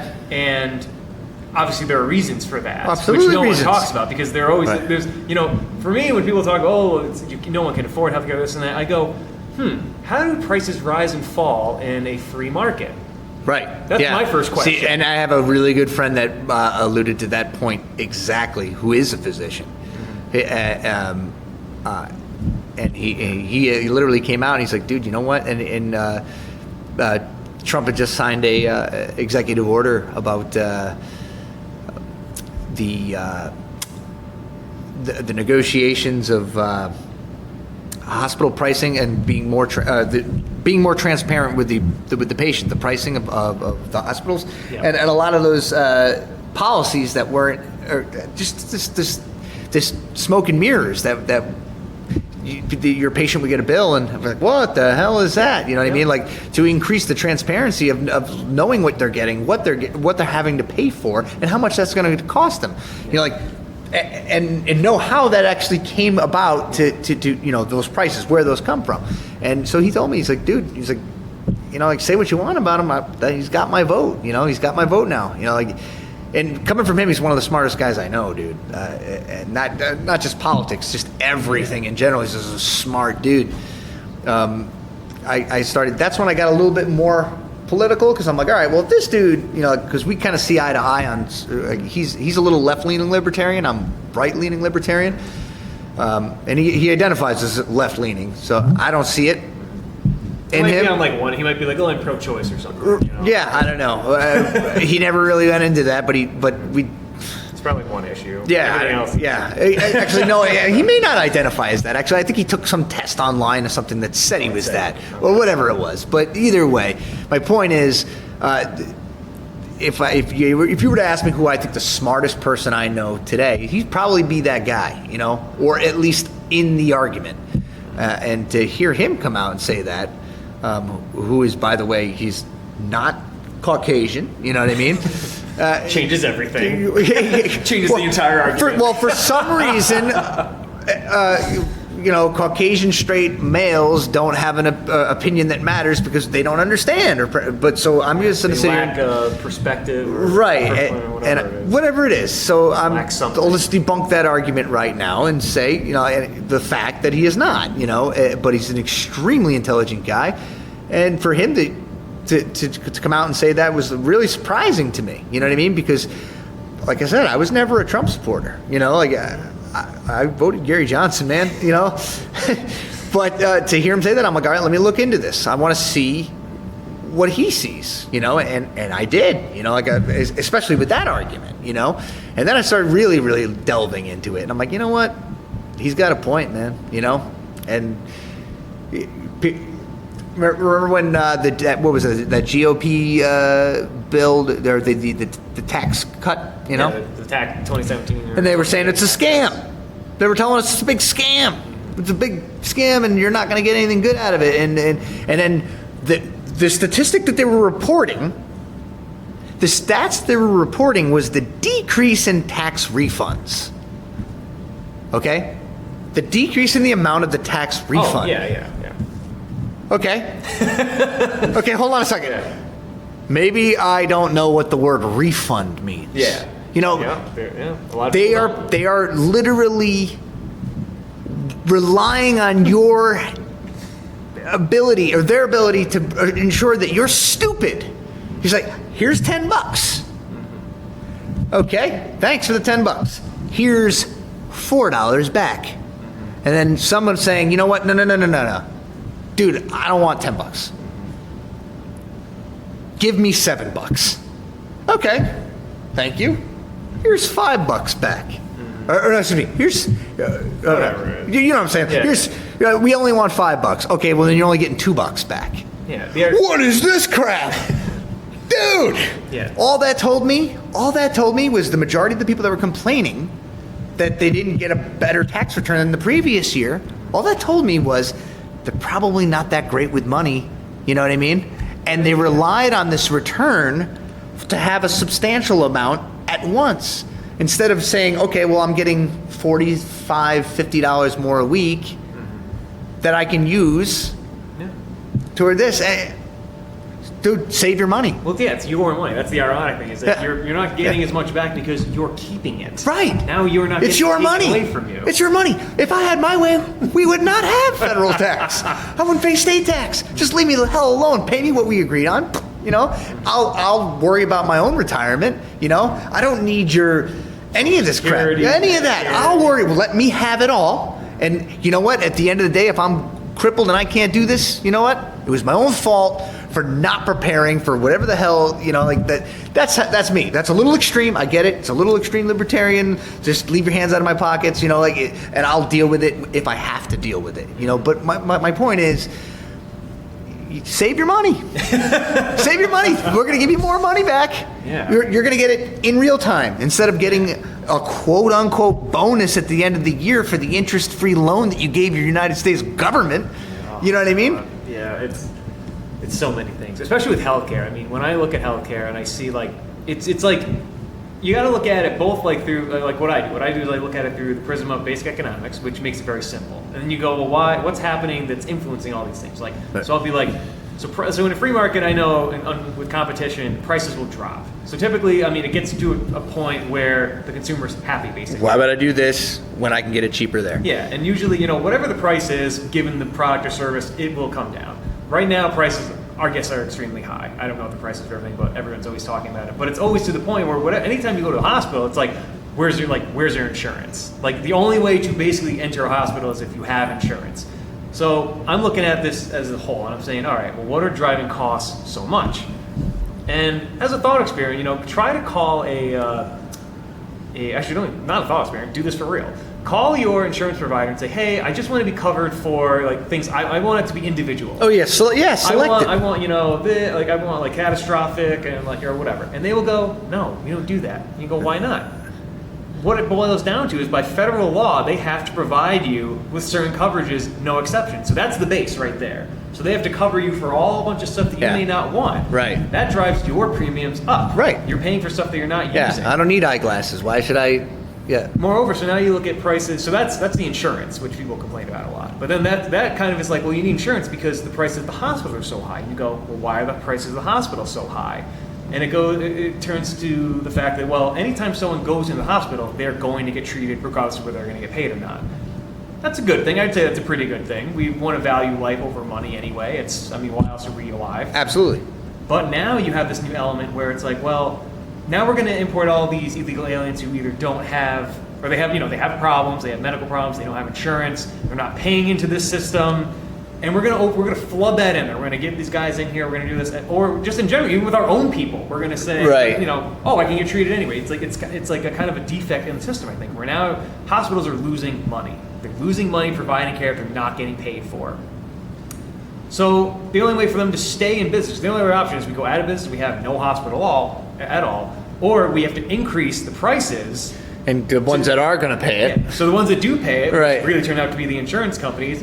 Oh, well, you're coming for this person? All right, because I know you guys do these medical codes. Load that sheet up. If we send in 100 codes, 50 of them are probably garbage. If they get rid of 70 or 25 of them, 30 of them, we still, we are trying to profit. Right. The insurance companies trying to profit. There's all this incentive to they're just dragging these prices up, where it doesn't have to be like this. It all stems from these rules and regulations that we have to provide this kind of care, otherwise this and that. Insurance companies, we have to provide this kind of this. If we had more choice in this whole process. Absolutely. Individualize your own plans. If we just had more choices, you would see more competition. Prices will drop. Absolutely. And you don't need socialized medicine. You won't need a government involvement in healthcare. You won't need these things because prices will be affordable. Right, absolutely. This is the formula. We've done it with everything else, with food and all sorts of crap. Yeah. No, I agree with that, man. For some reason, you don't see that in healthcare. Yeah, that's true. That's true, and that, again, like that executive order about the transparency, you'd be able to see these prices, all these prices, like what you're paying for, getting what you're paying for, and you'd shop it. You can shop it. You know what I mean? You can, like my fiance is like, don't buy it until I look to see what I can get it for. And next thing I know, before I knew her, I would have been paying about almost twice as much for just about anything, But she finds it cheaper, and you got to give the people a chance to shop it, So. And in addition, so now let's look at the government has its plan. Right. Let's see what can the actual government do that the free market couldn't do. So the free market is a very intrinsic process. It's interesting. It's like Adam Smith said. It happens naturally because of people's natural incentive to want to profit. So I still want to profit if if I can give someone an MRI cheaper than that person can, I'm going to do it, and I'm going to make a lot of money doing it. Yeah. I win because I get the profit. They win because they get the lower price. Right. That's absolutely. how this all works. Yeah, absolutely. So now you look at what the government does. Does the government run in this same incentive and constraint process? No, absolutely not. No. It has infinite resources. It has no incentive to conduct itself properly in any manner because it's never going to lose money. Right. It's got yours. Yeah, it's And it wants more. Yeah, it doesn't. It's like if it goes bankrupt, it still exists. It doesn't require an income in the same way. It doesn't need resources like we need it. Right. So all government can do is it can come in and say, all right, prices are high. What do we do? The only thing they can do is pass a law that says you will drop the prices down. We are going to come in and we're going to drop the prices down. We're going to cut. They're going to cut somewhere, which means things like doctors' pay. Doctors are, they're like, oh, doctors are making too much money. We should cut their pay. And you know what? Here's the irony of that whole situation. That's what pisses a lot of people off, man. And good people. Who the hell are you? Like to even make those decisions. Like any governing body. If you work in it, like let's say you work for a specific hospital, the majority of the people making the decisions on what goes on financially have no idea what the work that is required to do. That's the problem. That's a huge problem. You have a third party telling the one person how to treat the patient. And Absolutely. The guy's like, no, I'm dealing with the patient. The patient I got the this. patient. Or I know how to do this. Right. This is, no, you don't know what you're talking about. Yeah. Yes, this is government. Yeah. So inevitably, what it's called price controls. They enact price control. They say, oh, the price is too high, we're going to drop it. Well, now economics kicks in because it's just as real as the laws of physics. Yeah. Screw the doctors over so we can continue this. So we're going to save costs by just lowering them, and we're just going to lower, the wages of doctors. We're going to lower the prices of services. So what does this mean in the real world? So now doctors go, oh wow, now I can't make as much money. So maybe maybe that guy, he'll have to figure it out. He might have to go somewhere else. He might maybe choose a different career. He might tough it out, whatever. But future doctors go, well, this guy was making a lot of money. Now he's not. So now there's no longer an incentive to go through the process of med school, which is a decade of your life. Right. And to come out the other end to make the same kind of money that I could probably make working at being a plumber for 5 years in the city or something. Without all those loans. Yeah, without any of that stuff. Moreover, now when you're in the hospital, like, oh, well, we were providing this service, the MRI, whatever, it's inflated, whatever. We're trying to make it work. Let's say it's $70. Now the government's saying no, you can only charge $50 on it. So now every time you do an MRI, just because they said the price is down, you're losing because the costs don't change. Right. The costs never change. You just lower the price. So right. Every time you give an MRI, you are losing money on it. Yeah. You can only sustain that for so long. It's like literally owning a home that has a mortgage of $1,000 and renting it for $1,200, and then that city saying, sorry, you can't rent it for $1,200.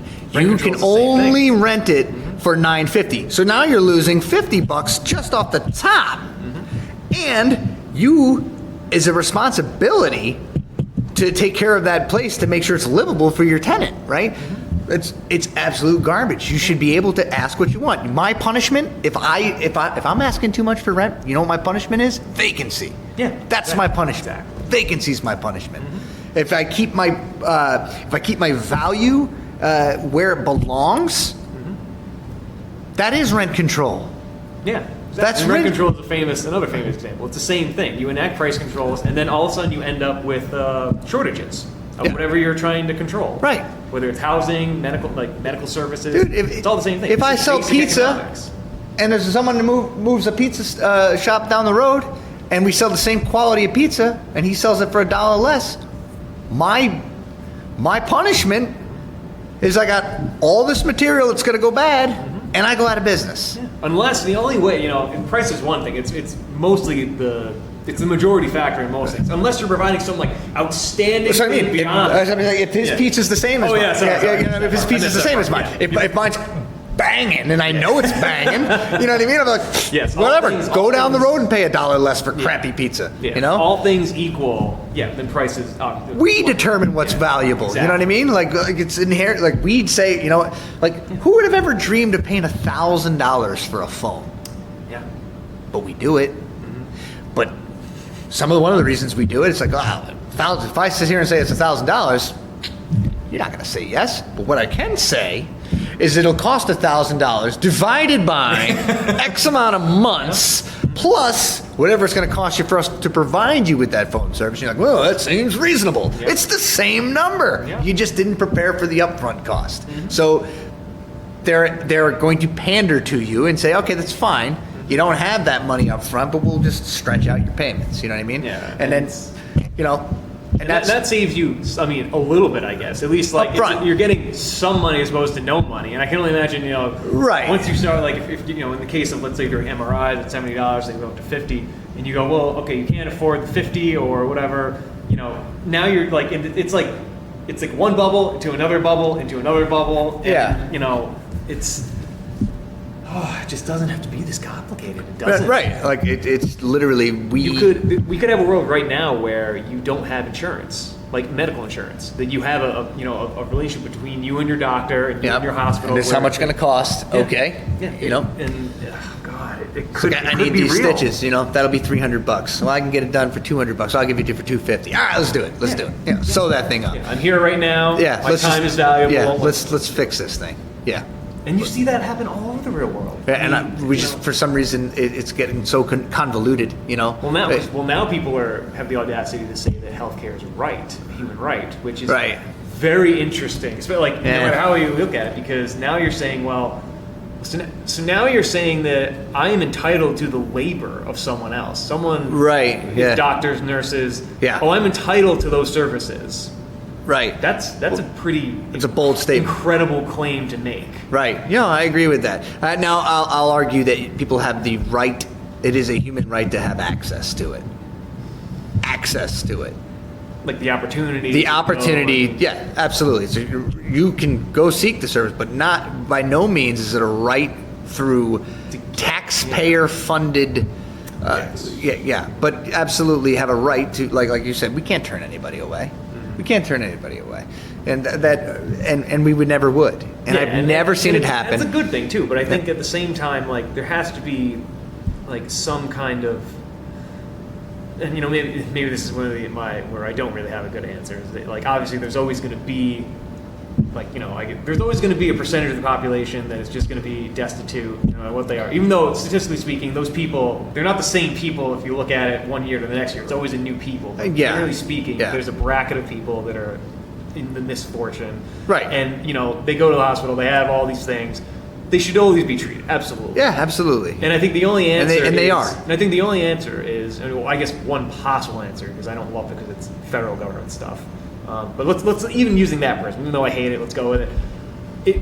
You have a responsibility then as the government to make profits. You have to have some kind of savings to where you can pay for that. Yeah. There's got to you got to make money somewhere and save it and have value somewhere. Right. Like when we say, listen, we're in the free market, like we're cutthroat right now, and we're doing everything we should be doing, but we have these people coming in, and it's okay, here you go.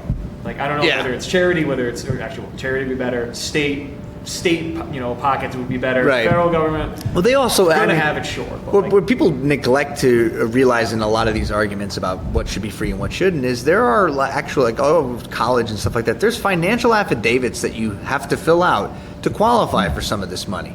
You know what I mean? So there is an algorithm, if you will, that says whether or not you are qualified, or whether you do qualify, or whether or not your parents or you make too much money and stuff like that. So there's always a way to pay for it with free market, but that's what I mean by like socialism equals no charity. Yeah, I mean, none. You take the incentive away. Right. None whatsoever. Like, it doesn't make you a good person because you stand for socialism. You know what I mean? That's bullshit ideology that they're pushing. It's like, well, if you don't believe that healthcare is a right, then you don't care about humanity, and that's the dumbest argument ever. When socialism is responsible for the deaths of humans and humanity like we've never seen. Right, but I see where their political argument is going. They're saying.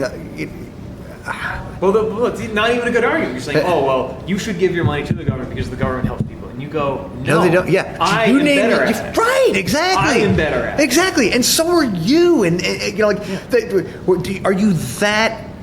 Do you lack that much confidence in your ability to own yours? And are you that you want someone else to wipe your hiney? You know what I mean? Because you're a grown up. You're a man. Like, government works. Excuse me.